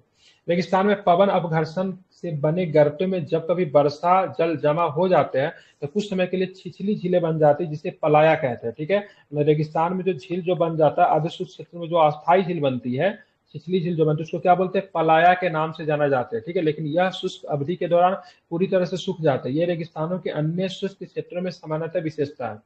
पश्चिमी तटों पर ठंडी समुद्री धराव की उपस्थिति एक ऐसी स्थितियां बनाती है जो ऊपर उठने और कम वर्षा का रेगिस्तानों के निर्माण के लिए अनुकूल होती है। उदाहरणों के लिए अफ्रीका में नामीब रेगिस्तान, आटाकामा रेगिस्तान, उत्तरी अमेरिका में मोजाबे रेगिस्तान शामिल है। ठीक है, यहाँ से रेगिस्तान का भी नाम आपका क्लियर हो गया। इसमें मोजाबे रेगिस्तान उत्तरी अमेरिका में है, दक्षिणी अमेरिका की बात करेंगे आटाकामा रेगिस्तान है। ठीक है, अफ्रीका में नामीब रेगिस्तान है। ठीक है, बात करेंगे 35 नंबर शुरू करते हैं। ठीक है, यहाँ पे देखिए अब यहाँ पे मिलाना है कौन सा सही है। ठीक है, तो ध्यान रखिए, पहला बात करेंगे तो कुरुशियो जलधारा। ठीक है, ध्यान, ये कैसी जलधारा है, कुरुशियो की बात करेंगे तो कुरुशियो की बात क्या है, गर्म जलधारा है। ठीक है, अब बात करेंगे वासियो जलधारा। ठीक है, कैसा वासियो जलधारा, तो ये मतलब बात करेंगे तो ठंडी है। कैसी है ये, ठंडी है। ठीक है, अब फॉकलैंड की बात करेंगे तो फॉकलैंड कैसा है, तो फॉकलैंड तो आप लोग जानते हैं आपका ठंडी ही है। ठीक है, तो ये सही आपका, ये और ये गलत हो गया। ठीक है,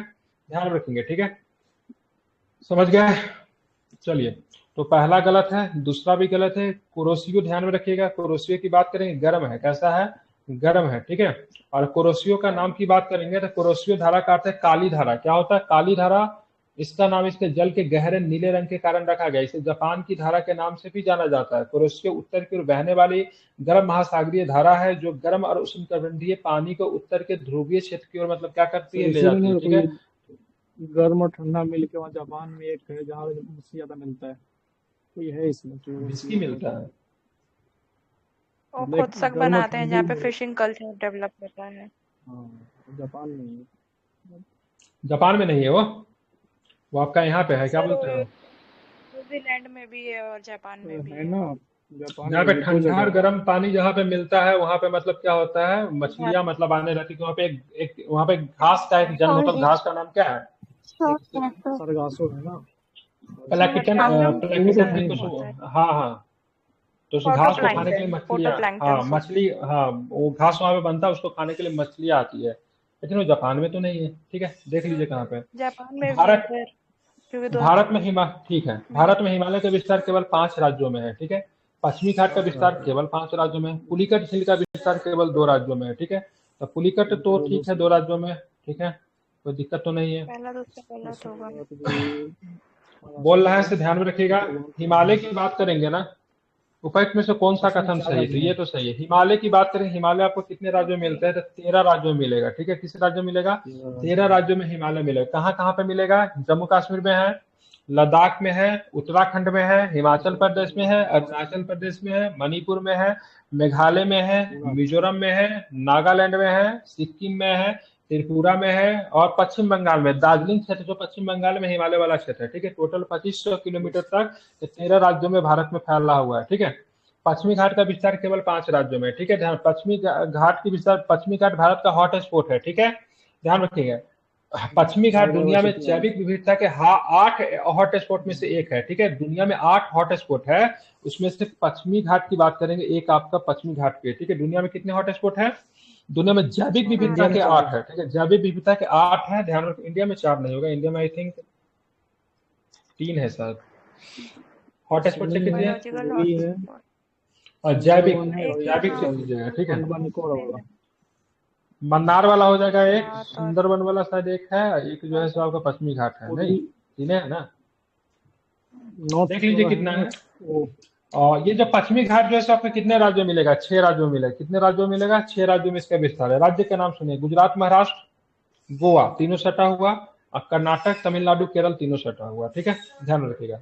केरल, तमिलनाडु, कर्नाटक गुजरात में साउथ है। के राज्य, और ठीक है, गुजरात, महाराष्ट्र और गोवा में, ठीक है, पश्चिमी घाट, ठीक है। अब पुलिकट झील की बात करेंगे, 2 राज्यों के सीमा पे स्थित है। कौन है? तो आंध्र प्रदेश और तमिलनाडु के बीच में, ठीक है। अब पुलिकट झील किस प्रकार की झील है? तो खारे पानी की झील है। कैसी झील है? तो खारे पानी की झील है, खारे ठीक है, ध्यान में रखना है। कैसी झील है? खारे पानी की झील है, ठीक है, ये सही है। निम्नलिखित महासागरीय धाराओं पर विचार कीजिए। हम्बोल्ट धारा, लेब्राडोर धारा, अलास्का धारा, फॉकलैंड धारा। उपरोक्त में से कौन सी ठंडी महासागरीय जल धाराएं है? ठीक है, बताना है कौन सी है, ठीक है। अलास्का और फॉकलैंड तो है, ठीक है, अलास्का और फॉकलैंड तो है, आपकी ठंडी है, ठीक है। तो 37 का ऑप्शन क्या हो जाएगा? 3 और 4, ठीक है। हम्बोल्ट की बात करेंगे, लेब्राडोर की बात करें, कैसी है? ठीक है, हम्बोल्ट जल धारा को पेरू के नाम से भी जाना जाता है, ठीक है, इसको पेरू जल धारा के नाम से भी जाना जाता है, ठीक है। ध्यान भैया, गर्म है, ठीक है, ध्यान रखिए, गर्म है, ठीक है, ध्यान में रखिएगा, ठीक है। गर्म है। पेरू और चिली की स्थानीय जलवायु मत्स्य पालन और जैव विविधता को भी प्रभावित करती है, ठीक है। लेब्राडोर धारा की बात करेंगे, तो लेब्राडोर की बात करेंगे ना, सर लेब्राडोर भी ठंडी है, जो अफ्रीका में आती और है लेब्राडोर भी लेब्राडोर, ठंडी है, ठीक है। करेक्ट। लेब्राडोर भी क्या है आपकी? ठंडी है, हम्बोल्ट। ठीक है, ये भी ठंडी है, सॉरी, ये भी ठंडी है, मतलब इसका ऑप्शन यहाँ पे क्वेश्चन गरम नहीं पूछना चाहिए था कि कौन कौन सा गरम महासागर है? अलास्का और फॉकलैंड गरम है। नहीं, ठीक है, अलास्का ठंडी है। अलास्का, अलास्का गर्म हो गया कब से? अलास्का गरम है। अलास्का अलास्का से में अलास्का ठंडा गर्म हो है? सकता है, वो तो नीचे। एक मिनट चेक कर लेते हाँ, हैं। उल्टा जा रहा है क्वेश्चन ना। गलत हो इक्वेटर से जाएगा ऊपर तो की फिर, तरफ रहता है। क्वेश्चन गलत हो जाएगा ना। क्वेश्चन गलत है। ये गर्म आप बता रहे हैं, ये गर्म है। हाँ, लेब्राडोर फॉकलैंड। ठंडा है, लेब्राडोर ठंडा है, बाकी सारे ठंडे हैं। कोल्ड है। हम्बोल्ट, हम्बोल्ट भी कोल्ड है और फॉकलैंड भी कोल्ड है। ये कोल्ड है। पेरू, अब फॉकलैंड की बात करेंगे, कोल्ड है।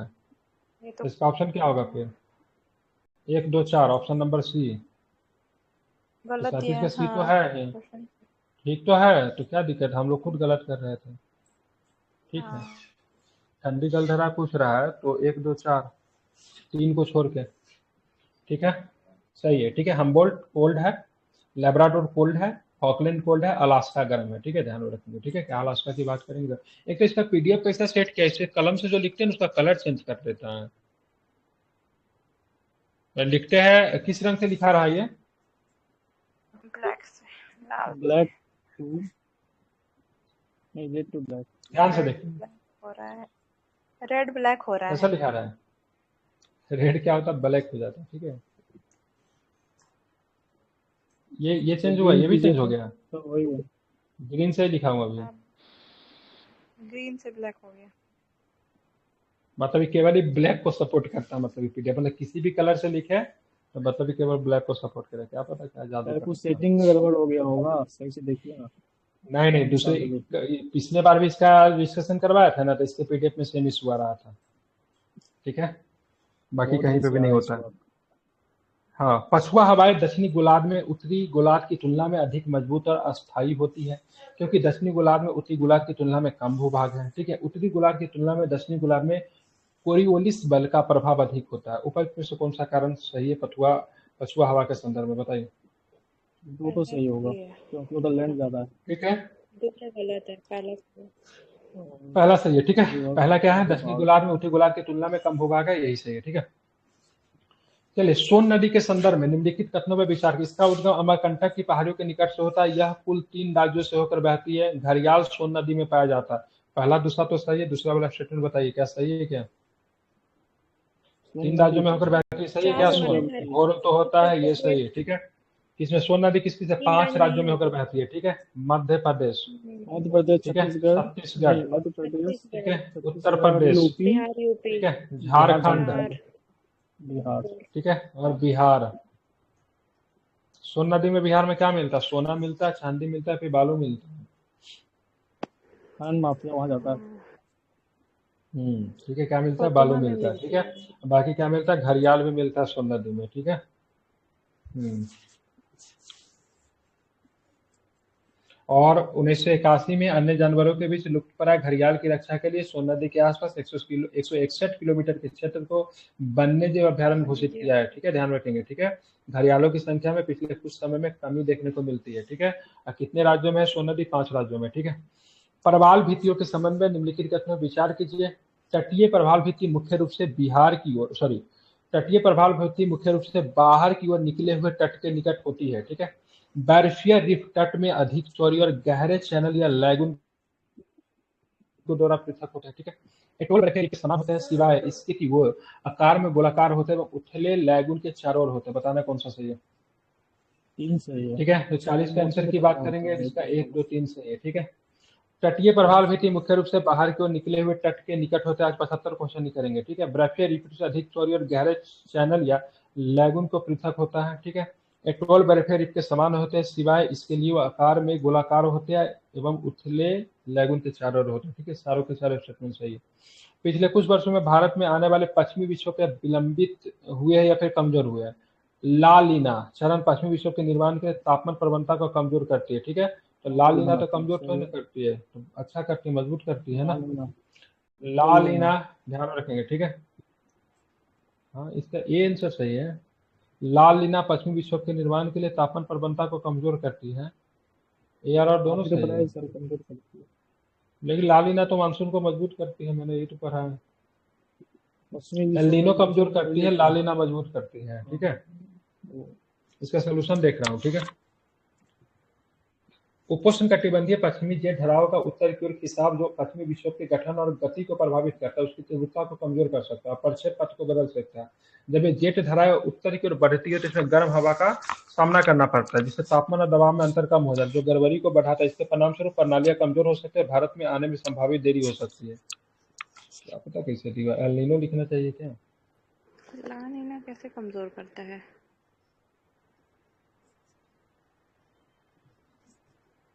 सर ये पश्चिमी विक्षोभ की ही लिखा है ना। हाँ, पश्चिमी विक्षोभ की वजह से तो भारत में मानसून का आगमन होता है। ये तापमान प्रवणता को कमजोर करता है। पिछले कुछ वर्षों में विश्व में बढ़ता लाल है। लीलाचरण का प्रभाव देखा गया, जिसकी विशेषता प्रशांत महासागर की सतह के तापमान का ठंडा होना। ये घटना गर्म उष्णकटिबंधीय हवा को ठंडा करके पश्चिमी विश्व के निर्माण में आवश्यक तापमान अंतराल को कम करती है। देखना पड़ेगा इसका, ठीक है। निम्नलिखित कथनों पर फिर से विचार करें। गैर समुद्र में पानी के नीचे डूबी हुई शंक्वाकार ज्वालामुखी पहाड़ियां होती है। अधिकांश समुद्री पर्वत, ठीक है, अधिकांश समुद्री पर्वत विलुप्त ज्वालामुखी के अवशेष होते हैं। बताना क्या सही है? ठीक है, तो दोनों के दोनों सही है, ठीक है। अधिकांश समुद्री पर्वत विलुप्त ज्वालामुखी के अवशेष होते हैं, ये भी सही है, ठीक है। जो होता है वो शंक्वाकार कैसे होता है? वो तो बराबर होता है ना। गैर समुद्र के नीचे, ये गलत है, ठीक है, सॉरी ये गलत है। इसका ऑप्शन क्या हो जाएगा? इसका ऑप्शन बी होगा, ठीक है, सॉरी, ठीक है। गैर समुद्र के पानी के नीचे डूबी शंक्वाकार नहीं होता, ठीक है, ध्यान रखिएगा। ये आपका क्या होता है, क्या बोलते हैं इसको? समतल होता है, ठीक है। क्या होता है? समतल होता है, ठीक है। ये आपका बी सही है, पहला वाला गलत है, ठीक है। आगे की बात, अपर्दनात्मक भूमि आकृति के संदर्भ में कैनियन और गॉर्ज एक दूसरे के किस प्रकार भिन्न होते हैं, ठीक है। अपर्दनात्मक भूमि आकृति के संदर्भ में कैनियन और गॉर्ज एक दूसरे से किस प्रकार भिन्न होते हैं, ठीक है, इसको देखना है, ठीक है। गॉर्ज की चौड़ाई अधोभाग की तुलना में शीर्ष पे अधिक होती है। कैनियन की चौड़ाई अधोभाग और शीर्ष दोनों और लगभग समान होती है, ठीक है। कैनियन के निर्माण आमतौर पर अपसादी चट्टानों में, जबकि गॉर्ज का निर्माण कठोर चट्टानों में होती है, ठीक है। बताना है कौन सा सही है, ठीक है। बड़ा होता है। 43 का आंसर क्या हो जाएगा? 43 का आंसर क्या होगा? बी सही है, ठीक है। 43 का क्या है? बी सही है, ठीक है। मतलब क्या होगा? ऑप्शन नंबर 3, ठीक है। कैनियन के निर्माण आमतौर पर अपसादी चट्टानों में, जबकि गॉर्ज का निर्माण कठोर चट्टानों में होता है, यही आपका सही है, ठीक है। अब आते हैं ब्लॉसम शावर, ठीक है। कहाँ पे होता है ब्लॉसम शावर? ब्लॉसम शावर की बात करेंगे तो इसका बात करेंगे केरल, सही है, ठीक है। नॉर्वेस्टर की बात करेंगे, क्या तमिलनाडु में होता है? नॉर्वेस्टर की बात करेंगे तमिलनाडु में होता है, नहीं होता है, ठीक है। नॉर्वेस्टर लू की बात करेंगे उत्तरी मैदान में होता है, तो गलत है, ठीक है। नॉर्वेस्टर कहाँ पे होता है? तो नॉर्वेस्टर आपको बंगाल और असम में होता है। कहाँ पे होता है? बंगाल और असम में, ठीक है, ध्यान में रखेंगे, ठीक है, सही है, ठीक है। और बोरदोई साला कहाँ पे होता है? बोरदोई साला, ठीक है, तो ये आपका होता है असम में होता है, ठीक है, कहाँ पे होता है? असम में होता है, बरदोई साला असम में होता है, ठीक है। बाकी जो है सर लू उत्तरी मैदान में, हमारे यहाँ भी लू ही देखने को मिलता है। ब्लॉसम फ्लावर की बात करेंगे तो केरल में होता है, ठीक है, इसके कारण कॉफी के फूल खुलते हैं, ठीक है। ब्लॉसम का मतलब ही खिलना होता है, ठीक है, क्या होता है कॉफी के क्या होता है फूल खिलते हैं, ठीक है, ध्यान में रखेंगे, ठीक है। अब आगे आते हैं, ठीक है, मतलब इसका ऑप्शन क्या हो जाएगा? 1 और 4 आपका सही है, नहीं 1 और 4। और चलते आगे देखें 45 नंबर, कावेरी नदी के संदर्भ में निम्नलिखित कथनों में विचार की। इसका उद्गम ब्रह्मगिरी पहाड़ियों से होता है, तो ये तो सही है आपका, सही है। गलत है, ठीक है, सही है सही है। ब्रह्मगिरी। आप चलेंगे यह बात की ये है केरल कर्नाटक तमिलनाडु राज्यों के बीच में केंद्र शासित प्रदेश पुडुचेरी से होकर प्रभावित होती थी। कावेरी विवाद ये कर्नाटक, तमिलनाडु, केरल जी। और पुडुचेरी के बीच में विवाद का कारण भी है, ठीक है। ये 3 बार 2 धाराओं में विभाजित होता है। श्रीरंगपट्टनम, शिव समुद्र और श्रीरंगम द्वीपों का निर्माण करके वापस एक साथ हो जाती दो है, द्वीप ठीक बनता है, है ना, तो सारे के सारे श्रीरंगपट्टनम। स्टेटमेंट सही है, ठीक है। निम्नलिखित पर्वत श्रेणियों पे विचार कीजिए, ठीक है। आल्प्स एंडीज, ठीक है, सियरा नेवेदा, अल्पेशियन पर्वत। उपयुक्त पर्वत श्रेणी में कौन सा बलित पर्वत है, ठीक है। बलित पर्वत पर नवीन पर्वत का एग्जाम्पल कौन सा है, ठीक है, तो ध्यान रखिए कौन है, तो ध्यान रखिएगा 3 तो है इसमें से, मतलब एक कौन नहीं है इसको बताइए। सेरा आल्प्स तो नेवाडा नहीं होगा, है। ठीक है, सेरा एंडीज भी नेवाडा होगा, ठीक है, ध्यान रखिए। ये आपका क्या है? भ्रंश में आता है, किस में आता है? भ्रंश पर्वत में आता है, ठीक है, किस में आता है? तो भ्रंश पर्वत में आता है, ठीक है, ध्यान रखेंगे। अल्पेशियन पर्वत की बात करेंगे तो ये भी आपका होगा, ठीक है। आपका क्या है? आपका तीनों के तीनों स्टेटमेंट सही है, बाकी तीसरा स्टेटमेंट ये वाला गलत है, 3 कथन इसमें कुल सही है, ठीक है। व्यापारिक पवनों के संबंध में निम्नलिखित कथनों पर विचार कीजिए, ठीक है। ये पछुआ पवने होती है, व्यापारिक पवने, ध्यान रखेंगे, ठीक है। बात करना है, ये पछुआ नहीं होती है, ठीक है। ये अपने उद्गम क्षेत्र में आर्द्र और गर्म मौसम लेकर आती है, व्यापारिक पर्व नहीं लाती है। तीव्र व्यापारिक पवने भारी वर्षा से संबंधित होती है, ये भी गलत है। दक्षिण पश्चिम मानसून और दक्षिण पूर्व व्यापारिक पवनों की निरंतरता के रूप में देखा जाता है, तो ऑप्शन नंबर बात करेंगे 47 का, ये सही है, ठीक है, ठीक है। सब भूल गया। तो 50 से ही हाँ, करवाइएगा, इसका सॉल्यूशन क्या? 50 तक ही करवाइएगा। नहीं, पूरा 75 करवाएंगे, 3 वीडियो सीरीज नहीं बना सकते, ठीक है। तो इसका जो भी होगा ना 2 सीरीज में जाएगा, इसका 75 क्वेश्चन एक दिन खत्म करेंगे। वैसे भी करंट अफेयर्स इस बार का टारगेट हम लोग का अभी तक पूरा हो चुका, अभी तक तो कितना दिन, अभी पूरा अभी समझिए कि पूरा महीना बाकी है, अभी तक वो निकालेगा भी। अब कितना 2 दिन में आपका करंट समाप्त हो रहा है, और अभी बिहार का भी कुछ पता नहीं है नया किताब का, इससे कोई दिक्कत नहीं है समय का। भारत में वर्षा वितरण के संदर्भ में निम्नलिखित इग्नू पे विचार किया। अत्यधिक वर्षा किसके कहाँ पे होती है? मासिक नाम में नॉर्थ ईस्ट में होता है, सही है। उत्तर पूर्वी उप हिमालय क्षेत्र सही है, अत्यधिक वर्षा, ठीक है, सही है। मध्यम वर्षा पूर्वोत्तर प्रायद्वीप में, निम्न वर्षा दक्कन के पठार में, ठीक है, सारे के सारे सही है, ठीक है। अब आते हैं निम्नलिखित ग्रहों पर विचार कीजिए, ठीक है। शुक्र, मंगल, बृहस्पति। उपयुक्त ग्रह में से कौन सा ग्रह सूर्य की परिक्रमा करने में पृथ्वी से अधिक समय लेता है, बताइए। 2 और 3। ठीक है, मंगल का कितना समय होता है? मंगल का पृथ्वी के समय में मंगल कितना लेता है? बृहस्पति तो बहुत ज्यादा लेता है, ठीक है। बृहस्पति को सूर्य की डबल चारों लेता है। परिक्रमा पूरी करने में 11.86 पृथ्वी वर्ष, मतलब लगभग, ठीक है, 4333 दिन लग जाता है, ठीक है। और मंगल को कितना समय लगता है? मंगल को लगता है 687 दिन, ठीक है। इसको लगता है 4333 दिन, ठीक है। और शुक्र को तो कम लगता है, शुक्र कितना लगता है? मात्र 224 दशमलव, ठीक है सर। मतलब सिंपल सी बात है, इसे निकालने का सिंपल तरीका है, पृथ्वी से निकलेगा उससे, जो पृथ्वी के जो पास में रहेगा, ठीक है, वो कम लेगा, जो दूर रहेगा दूर लेगा। सन के पास जो होगा वो कम लेगा। हाँ, ठीक है, तो इसका कौन सा सही है? तो 2 और 3 की बात करेंगे, आपका इसका सही है, ठीक है। आप चलते आगे, ठीक है। कैमूर की पहाड़ी स्थित है, कहाँ पे कैमूर के? विंध्य पर्वतमाला के पश्चिम में, बुंदेलखंड के पूर्व में, बघेलखंड के दक्षिण में, हजारीबाग का मतलब पठार में स्थित है। बताना क्या सही है? तो बुंदेलखंड के पूरब में है, ठीक है, बुंदेलखंड के पूरब में है, ठीक है। एक भी क्वेश्चन जो इसका ना सब स्टेटमेंट वाला डाल दिया, अरे सारा स्टेटमेंट वाला क्वेश्चन नहीं पूछेगा, सब रंग का क्वेश्चन पूछना चाहिए, ठीक है। पृथ्वी की सतह के पास यावमंडलीय घनत्व तो सर्वाधिक होता है और ऊंचाई बढ़ने के साथ साथ घटता है, ठीक है। यावमंडलीय और मौसम संबंधी सभी परिवर्तन सब तापमंडल में होते हैं, ठीक है, ये तो गलत है, ठीक है। आकाशीय बिजली के कारण वातावरण में सल्फर डाइऑक्साइड के उत्पादन होता है, बताइए सही है ये? गलत है। ठीक है, पहला केवल सही है, बाकी ये भी गलत है। ठीक है, पृथ्वी के सतह के पास अवमंडलीय घनत्व सर्वाधिक होता है और ऊंचाई बढ़ने के साथ साथ मतलब क्या होता है, घटता जाता है, ये सही है। बाकी दोनों के दोनों स्टेटमेंट गलत है। ठीक है, अब आता है, ठीक है, अल्नीनो। अल्नीनो दक्षिणी दोलन के शिथिलन की अवस्था है, पृथ्वी की सतह में अधिकांश ऊर्जा तरंग दैर्ध्य के रूप में प्राप्त करती है, तो ये तो गलत है। ठीक है, पृथ्वी सूर्य ताप द्वारा गर्म होने के कारण उष्मा को लघु तरंग के रूप में पृथ्वी के निकट या अम्लीय परतों में स्थानांतरित करती है। बताइए, 52 का एक तो मैंने काट दिया, बाकी पहला और तीसरा स्टेटमेंट सही है क्या? 52 का आंसर डी लिया है। ठीक है, मतलब क्या है, उपर्युक्त में से कोई भी नहीं। ठीक है, कोई भी कथन की बात करेंगे सही नहीं है। ठीक है, अल्नीनो दक्षिणी ध्रुव में शीतलन की अवस्था में है, तो ध्यान में रखिएगा। ठीक है, तो ये सामान्य रूप से अल्नीनो की बात करेंगे तो अल्नीनो दक्षिणी दोलन के गर्म होने का चरण होता है। ठीक है, अल्नीनो में क्या होता है, गर्म होता है, जो कि पीछे वाला क्वेश्चन में था। ठीक है, गर्म होता है अल्नीनो में। ठीक है, लालिना जो होता है क्या होता है, ठंडा होता है। क्या होता है, लालिना की बात करेंगे क्या होता है, लालिना ये आपका ठंडा होता है। ठीक है, अब पृथ्वी की सतह पर अधिकांश ऊर्जा तरंग दैर्ध्य के रूप में प्राप्त, पृथ्वी की सतह अपनी अधिकांश ऊर्जा लघु तरंग दैर्ध्य के रूप में प्राप्त करती है। ठीक है, तो दीर्घ नहीं होगा, क्या होगा, लघु होगा। क्या होगा यहाँ पे, लघु होगा। ठीक है, अब पृथ्वी सूर्य ताप द्वारा गर्म होने के बाद उष्मा को लघु तरंग के रूप में पृथ्वी के निकट या मंडलीय परतों में हस्तांतरित कर देती है, ये भी गलत है, क्योंकि यहाँ पे क्या करती है, दीर्घ तरंग दैर्ध्य के रूप में ये करती है। ठीक है, तो आपका क्या होगा, इसका 1 और 3 स्टेटमेंट सही है, सॉरी सारे के सारे स्टेटमेंट की बात करेंगे, सारे के सारे स्टेटमेंट इसके गलत है। 53 नंबर क्वेश्चन देखिए, मत्स्य न्यू फाउंड लोगों का महत्वपूर्ण व्यवसाय, यही न्यू फाउंड लैंड ही हम बता रहे हैं। ठीक है, क्योंकि Dogar bank new found land के नजदीक है। ठीक है, तो ध्यान रखिए इसका कौन सा स्टेटमेंट सही है, तो इसमें की बात करेंगे, इसका सी आंसर दिया है। ठीक है, 53 का क्या है, ए सही है और आर गलत है। ठीक है, मतलब डॉगर बैंक न्यू फाउंड लैंड के निकट नहीं है। कहाँ पे है ये फिर, तो डॉगर बैंक की बात करेंगे तो उत्तरी सागर उथले हिस्से के एक विशाल रेत का टीला है, जो इंग्लैंड के पूर्वी तट से लगभग 100 किलोमीटर दूर है। ठीक है, ध्यान रखेंगे। तो ये आपका मत्स्य पालन न्यू फाउंडलैंड जो है ना, ये लोगों का मतलब महत्वपूर्ण व्यवसाय है। ठीक है, ये आपका सही है। ठीक है, चलो अब चलते हैं आगे।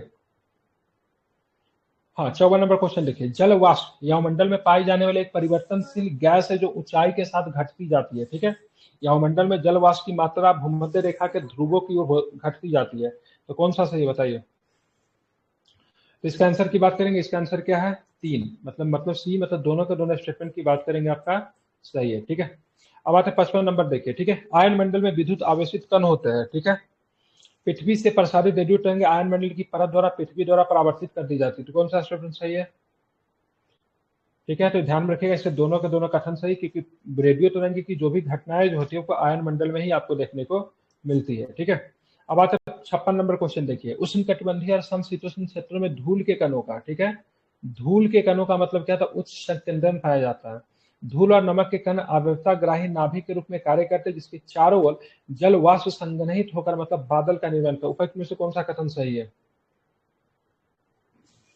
ध्यान रखें, इसका दोनों के दोनों स्टेटमेंट की बात करेंगे, तो दोनों के दोनों स्टेटमेंट के आपका सही है। ठीक है, चलो 57 नंबर प्रश्न देखिए, फोबोस की बात करेंगे तो डिमोस फोबोस तो मंगल का है, गैनीमेड की बात करेंगे विस्पति का है, टाइटन की बात करेंगे इसका, तो उल्टा दे दिया तो केवल आपका एक कथन से। ठीक है, क्या है, तो 57 नंबर की बात करेंगे, सही है। ठीक है, बात करेंगे मिंतदु, बराक, तीजू, ठीक है, गुमती। ठीक है, तो बराक जो है तो ये तो असम में बहती है बराक नदी, ऐसा तो ऑप्शन नहीं, मेघालय से निकल, बराक नहीं मणिपुर से निकल। ठीक है, क्या करना है, इनमें से कौन सा एकदम सुमेलित है। ठीक है, सारे के सारे सही है। ठीक है, मिंतदु मेघालय, ठीक है, बराक मणिपुर, ठीक है, तीजू नागालैंड, ठीक है, और गुमती की बात करेंगे त्रिपुरा। ठीक है, तो इस सारे का 58 का डी ऑप्शन लिया है, तो कौन सा सुमेलित है, तो सारे के सारे स्टेटमेंट की बात करेंगे, सही है। ठीक है, बराक नदी बेसिन और मणिपुर राज्य के भीतर दो प्रमुख नदी, बराक नदी बेसिन और मणिपुर नदी बेसिन। तीजू नदी आपको नागालैंड में देखने को मिलेगा।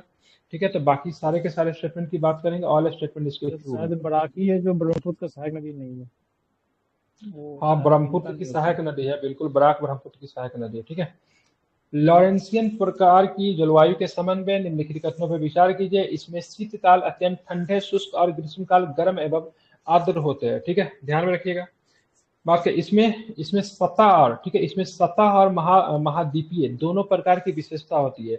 उपर्युक्त में से कौन सा स्टेटमेंट की बात करेंगे, सही है। ठीक है, तो ध्यान रखिए, इसमें सही नहीं है, उपर्युक्त में से कौन सा कथन सही नहीं है, तो न तो एक न तो दो, मतलब दोनों के दोनों स्टेटमेंट की बात करेंगे आपकी सही है, ठीक है, ध्यान में रखना। अब चलते 60 नंबर क्वेश्चन। बाह्यमंडल में ऊंचाई के साथ तापमान में वृद्धि होती है, ठीक है, और एरा की परिघटना बाह्यमंडल में घटित होती है। कौन सा स्टेटमेंट सही है, ठीक है, कौन सा स्टेटमेंट सही है, तो ध्यान रखिएगा, न तो एक न तो मतलब, ठीक है, दो, मतलब दोनों के दोनों गलत है, क्योंकि बाह्यमंडल में तापमान लगभग स्थिर होता है, ठीक है, ध्यान रखिएगा। ऑरोरा की बात करेंगे तो ऑरोरा बोलेरिस ऑरोरा एक होता है, पोलारिस होता है, उत्तरी रोशनी या फिर उत्तरी गोलार्धों में, ठीक है, ऑरोरा दक्षिणी गोलार्धों में, दक्षिणी ऑरोरा ऑस्ट्रेलिस या फिर दक्षिणी रोशनी को संदर्भित करता है, ठीक है। तो ये आपका क्या लिया, ऑरोरा की प्रघटना बाह्यमंडल में घटित होती है, ये आपका गलत है, ठीक है।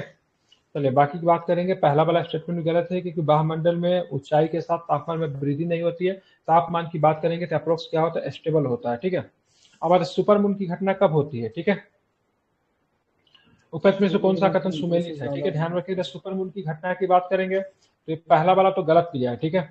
ब्लड मून का जब घटित हो, जब पूर्ण चंद्रग्रहण होता है तब घटित होता है, जब पूर्ण चंद्रग्रहण होता है उसको ब्लड मून कहते हैं, ठीक है।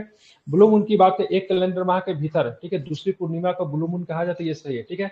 तो सुपर मून की घटना कब होती है, तो सुपर मून को पूर्णिमा अमावस्या कहते हैं, जो पेरिगी के साथ संबंध होता है।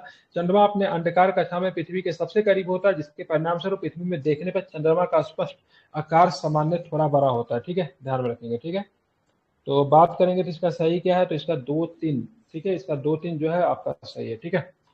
अब चलते आगे देखेंगे, ठीक है। क्षोभ मंडल के संबंध में निम्नलिखित कथनों पर विचार कीजिए। क्षोभ मंडल में तापमान सकारात्मक ह्रास दर पर परिवर्तित होता है। सभी मौसमी घटनाएं जैसे चक्रवात, वर्षा, कोहरा, ओलावृष्टि आदि इसी मंडल में होती है।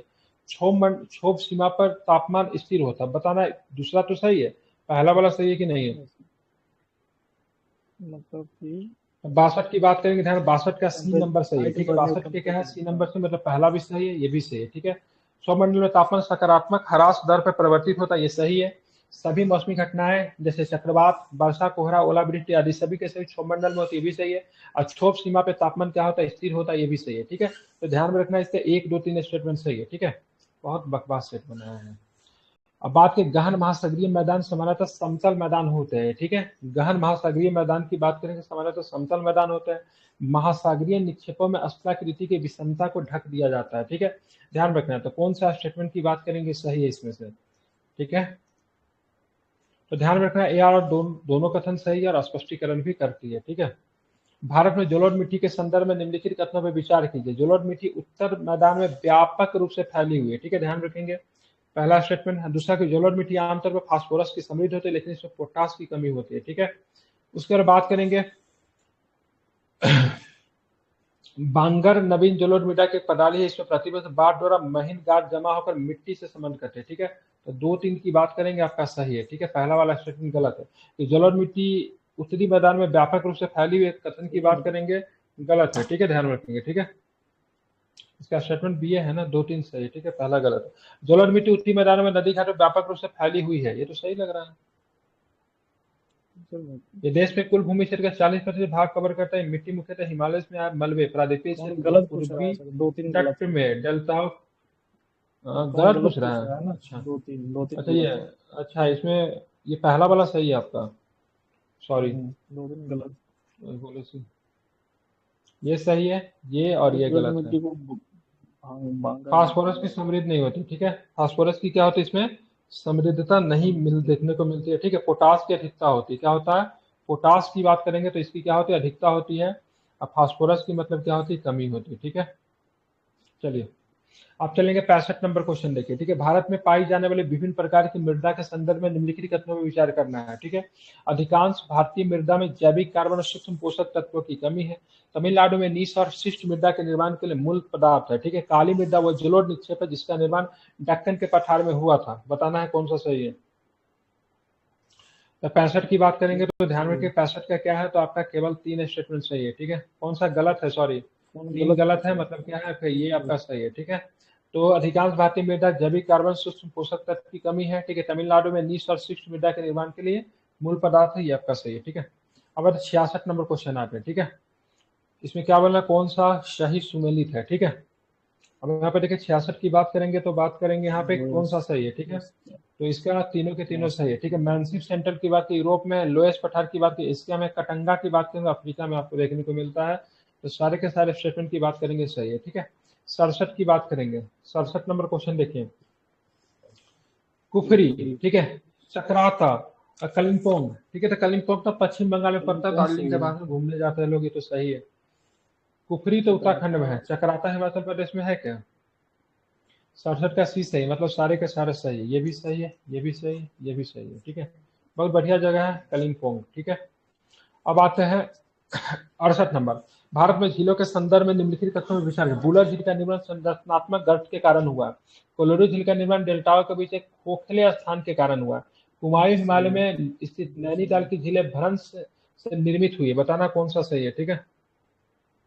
दो सही है, खोखले स्थान का नाम है। ठीक है, तो ध्यान रखिए 68 के आंसर की बात करेंगे। 68 के आंसर क्या है? सी लिया है, ठीक है। मतलब सारे के सारे स्टेटमेंट सही है। बुलर झील का निर्माण संरचनात्मक गर्त के कारण हुआ है। कोलोरू झील का निर्माण डेल्टाओं के बीच एक खोखले स्थान के कारण हुआ है। कुमायूं हिमालय की स्थित नैनीताल की झीलें भ्रंश से निर्मित हुई है। सारे के सारे सही है, ठीक है। 69 नंबर क्वेश्चन देखिए। अम्लीय और क्षारीय लवा की विशेषताओं के संदर्भ में निम्नलिखित कथनों पर विचार करना है, ठीक है। ध्यान रखेंगे। क्षारीय लवा में सिलिका की मात्रा कम होती है, जबकि अम्लीय लवा में सिलिका की मात्रा अधिक होती है, ठीक है। अम्लीय लवा का गलनांक क्षारीय लवा की तुलना में अधिक होता है। अम्लीय लवा क्षारीय लवा की तुलना में अधिक चिपचिपा होता है। अम्लीय लवा क्षारीय लवा की तुलना में कम विस्फोटक होता है, ठीक है। बताना कौन सा स्टेटमेंट की बात करेंगे। इसका क्या पूछ रहा है? सही है, ठीक है। तो इसका 1 2 3 सही है, मतलब सारे के सारे स्टेटमेंट की बात करें सही, केवल ये गलत है। अम्लीय लवा क्षारीय लवा की तुलना में कम विस्फोट होता है, ऐसा नहीं है, ठीक है। आप देखेंगे जल विभाजक का नदी बेसिन के बारे में निम्नलिखित कथनों पर विचार कीजिए। नदी बेसिन भूमि का वो भाग होता है जिससे होकर कोई नदी और उसकी सहायक नदियां प्रभावित होती है। जल विभाजक का क्षेत्रफल कुछ नदियों की नदी बेसिन से जुड़ा होता है। बताना कौन सा स्टेटमेंट की बात करेंगे सही है, ठीक है।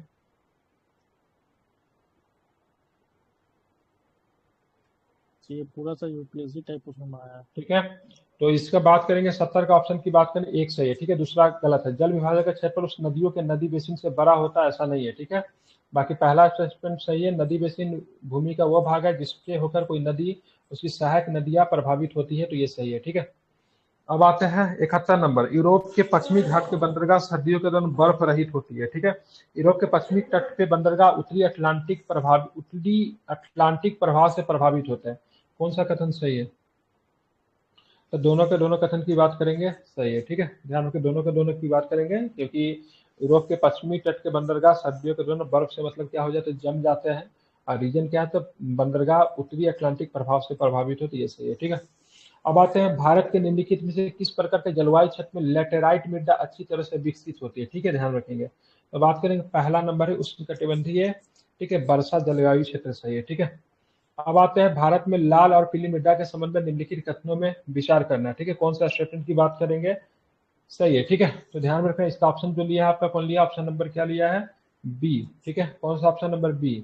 बी की बात करेंगे तो क्या है, 1 और 2, ठीक है। मतलब ये सही है और ये सही है, ठीक है। अब देखिए, लाल मृदा क्रिस्टलीय आग्नेय चट्टानों पर विकसित होती है, ठीक है। पीली और लाल मृदा ओडिशा छत्तीसगढ़ के कुछ हिस्सों और मध्य गंगा के मैदान के दक्षिणी हिस्सों में पाई जाती है। तो दोनों के दोनों स्टेटमेंट क्या आपका सही है, ठीक है। अब आते हैं 74 नंबर क्वेश्चन, ठीक है। मतलब पहला सेट हम बनवा रहे हैं जिसको हमको लग रहा है सब बोरिंग लग रहा है इसका सेट, मतलब इस तरह का प्रश्न एग्जाम के पॉइंट ऑफ व्यू से नहीं होता है। ये क्या किया है ना, ये लोग ढंग से, मतलब आई थिंक या तो सिलेबस कवर नहीं किया होगा और सोच रहा होगा सेट के माध्यम से पूरा सिलेबस कवर कर दे। सेट की तरह होता है, सेट के माध्यम से सिलेबस कवर नहीं करवाया जाता है, ठीक है। मतलब कुछ भी मतलब पूछ रहा है, मतलब एक ही तरह के मतलब क्वेश्चन जो है बार बार मतलब आ रहा है। अभी तक बिहार का एक भी क्वेश्चन नहीं मिला, जबकि ज्योग्राफी में ज्यादातर वेटेज आपका बिहार से प्रश्न होगा, ठीक है। अब लगता है कहीं पीछे बाद में बिहार से दिया होगा, जो कि बाद में हम लोग देखेंगे, ठीक है। और ज्योग्राफी इस तरह का प्रश्न बीपीएससी के पॉइंट ऑफ व्यू से नहीं पूछा जाता। या तो ये लोग प्रयोग करके देख रहे हैं, क्या होता है प्रयोग करके देखते हैं, या फिर सारा प्रश्न को इस लेवल का नहीं पूछा जाता। इससे ज्यादा इंटरेस्टिंग फॉर्माइज का सेट ज्यादा, इससे ज्यादा सुटेबल और ज्यादा इससे बढ़िया है, ठीक है। अभी तक जो भी सेट लगा उसमें सबसे बढ़िया सेट जो है टुडे एग्जाम के पॉइंट ऑफ व्यू से एडिटोरिया का है। अभी तक परफेक्शन तो बढ़िया बनाता ही है, परफेक्शन एडिटोरिया बेस्ट है। तो बाकी डिस्कशन हम लोग कर लेते हैं, लेकिन इस सब सेट पे ध्यान नहीं देना, बस नॉलेज के लिए थोड़ा बहुत पढ़ लीजिए। बाकी परफेक्शन और एडिटोरिया को अच्छे से कीजिएगा और उसका आप लोग के पास प्रिंट आउट भी होना चाहिए, क्योंकि परफेक्शन एडिटोरिया सेट में दोबारा रिपीट करवाऊंगा, ठीक है। तो दोबारा दोनों सेट का डिस्कशन आपका दोबारा होगा, ठीक है। और एक दिन में 2 सेट होगा। जब आपका एग्जाम का 1 महीना बचेगा तो एक परफेक्शन होगा, एक एडिटोरिया होगा, ठीक है। दोनों सेट होगा। बाकी आई थिंक 8 घंटा की क्लासेस होगी, इसमें से कोशिश रहेगा 8 घंटा की क्लासेस नहीं, 7 घंटा की क्लासेस होगी। 1.5 घंटा में 3 घंटा में 2 सेट होगा प्रतिदिन, और 4 घंटा की क्लासेस आपकी रिवीजन की क्लास होगी, ठीक है, जो कि अंतिम दिन में चलेगी, ठीक है। बाकी ये सब सेट बस ऐसे ही कर लेना है, ध्यान नहीं देना है, क्योंकि बहुत ही बकवास और बेहुदा टाइप का सेट बनाया है, ठीक है। ये केजीएस जो बनाया है, पॉलिटी के सेट भी उसका उतना ही बकवास था, ज्योग्राफी का सेट उससे भी ज्यादा बकवास है, ठीक है। तो खान सर इसमें दिमाग लगाए होंगे, अब पॉलिटी के सेट को करण सर लगाए होंगे दिमाग, ठीक है, इसलिए ज्यादा ही बकवास बन गया। क्योंकि सेट को कभी भी टीचर को बनाने के लिए नहीं देना चाहिए, ये लोग टीचर से सेट बनवाया।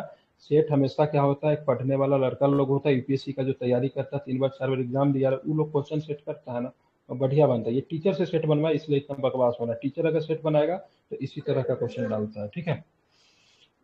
लवणीय मृदा में सोडियम, पोटेशियम और मैग्नीशियम की मात्रा अधिक होती है, इसलिए अधिक उपजाऊ होती है, ठीक है। लवणीय मृदा पश्चिमी गुजरात, पूर्वी तट के डेल्टा और पश्चिमी बंगाल के सुंदरवन क्षेत्रों में अधिक होता है। देख रहे सेट में सारा क्वेश्चन मैप से है, ठीक है। दैट मीन्स इसमें पक्का दिमाग जो होगा खान सर का दिमाग होगा। अभी तक जितना क्वेश्चन देखे हैं ना, उसमें से लगभग 70 to 75% क्वेश्चन की बात करेंगे मैथ से क्वेश्चन है, ठीक है, जो कि मैथ से इतना क्वेश्चन होना नहीं चाहिए। बताइए क्या इसका आंसर सही होगा? इसका आंसर जो है आपका 20 है। लवणीय मृदा पश्चिमी गुजरात में, ठीक है, पूर्वी तट के डेल्टा और पश्चिम बंगाल के सुंदरवन क्षेत्रों में विस्तृत है, ठीक है। ये ध्यान में, लवणीय मृदा सोडियम, पोटेशियम और मैग्नीशियम की मात्रा अधिक होती है, ये गलत है, क्योंकि लवणीय मृदा में सोडियम, पोटेशियम, मैग्नीशियम का अनुपात अधिक होता है, न कि मतलब क्या होती है, लवणीय मृदा में सोडियम, पोटेशियम और मैग्नीशियम की मात्रा अधिक होती है, इसलिए अधिक उपजाऊ होती है, ठीक है। तो ध्यान रखेंगे, ये तो सही है, अधिक होती है, लेकिन मतलब इसकी वजह से क्या होता है, उपजाऊ नहीं होता है, क्या होता है, अनुपजाऊ हो जाता है, अनुर्वर हो जाता है, ठीक है, ध्यान में रखेंगे। अब बात करेंगे 75 नंबर क्वेश्चन देखिए। जेट स्ट्रीम के संदर्भ में निम्नलिखित कथनों में विचार कीजिए। जेट स्ट्रीम तीव्र गति वाली पवने हैं जो समुद्र की सतह के पास बहती है। जेट स्ट्रीम वर्ष भर एक स्थिति में रहती है, ठीक है। जेट स्ट्रीम गर्म और ठंडी वायु राशियों की सीमाओं के साथ बहती है। बताना कौन सा स्टेटमेंट सही है, ठीक है। तो तीसरा स्टेटमेंट सही है, जेट स्ट्रीम गर्म और ठंडी वायु राशियों की सीमाओं के साथ बहती है, सही है। जेट स्ट्रीम तीव्र गति वाली पवनें जो समुद्र की सतह के पास से बहती है, गलत है। जेट स्ट्रीम तीव्र प्रवाह वाली तो है, लेकिन ये मतलब ध्यान रखिएगा जो आमतौर पर समुद्र तल से 9 से 13 किलोमीटर की ऊंचाई पर स्थित होती है, तो गलत है। जेट स्ट्रीम वर्ष भर एक ही स्थिति में रहती है, तो जेट स्ट्रीम वर्ष भर केवल एक ही स्थिति में नहीं रहती। जेट स्ट्रीम की गति मुख्य रूप से तापमान से क्या होती है, प्रभावित होती है, तो ये भी आपका गलत है, ठीक है। 75 क्वेश्चन कर लिए, ठीक है। बाकी क्वेश्चन जो है कल करेंगे, ठीक है, ध्यान में रखें। कल क्या करेंगे, बाकी क्वेश्चन को हम लोग जो है तो कल के क्लास में हम लोग देखें।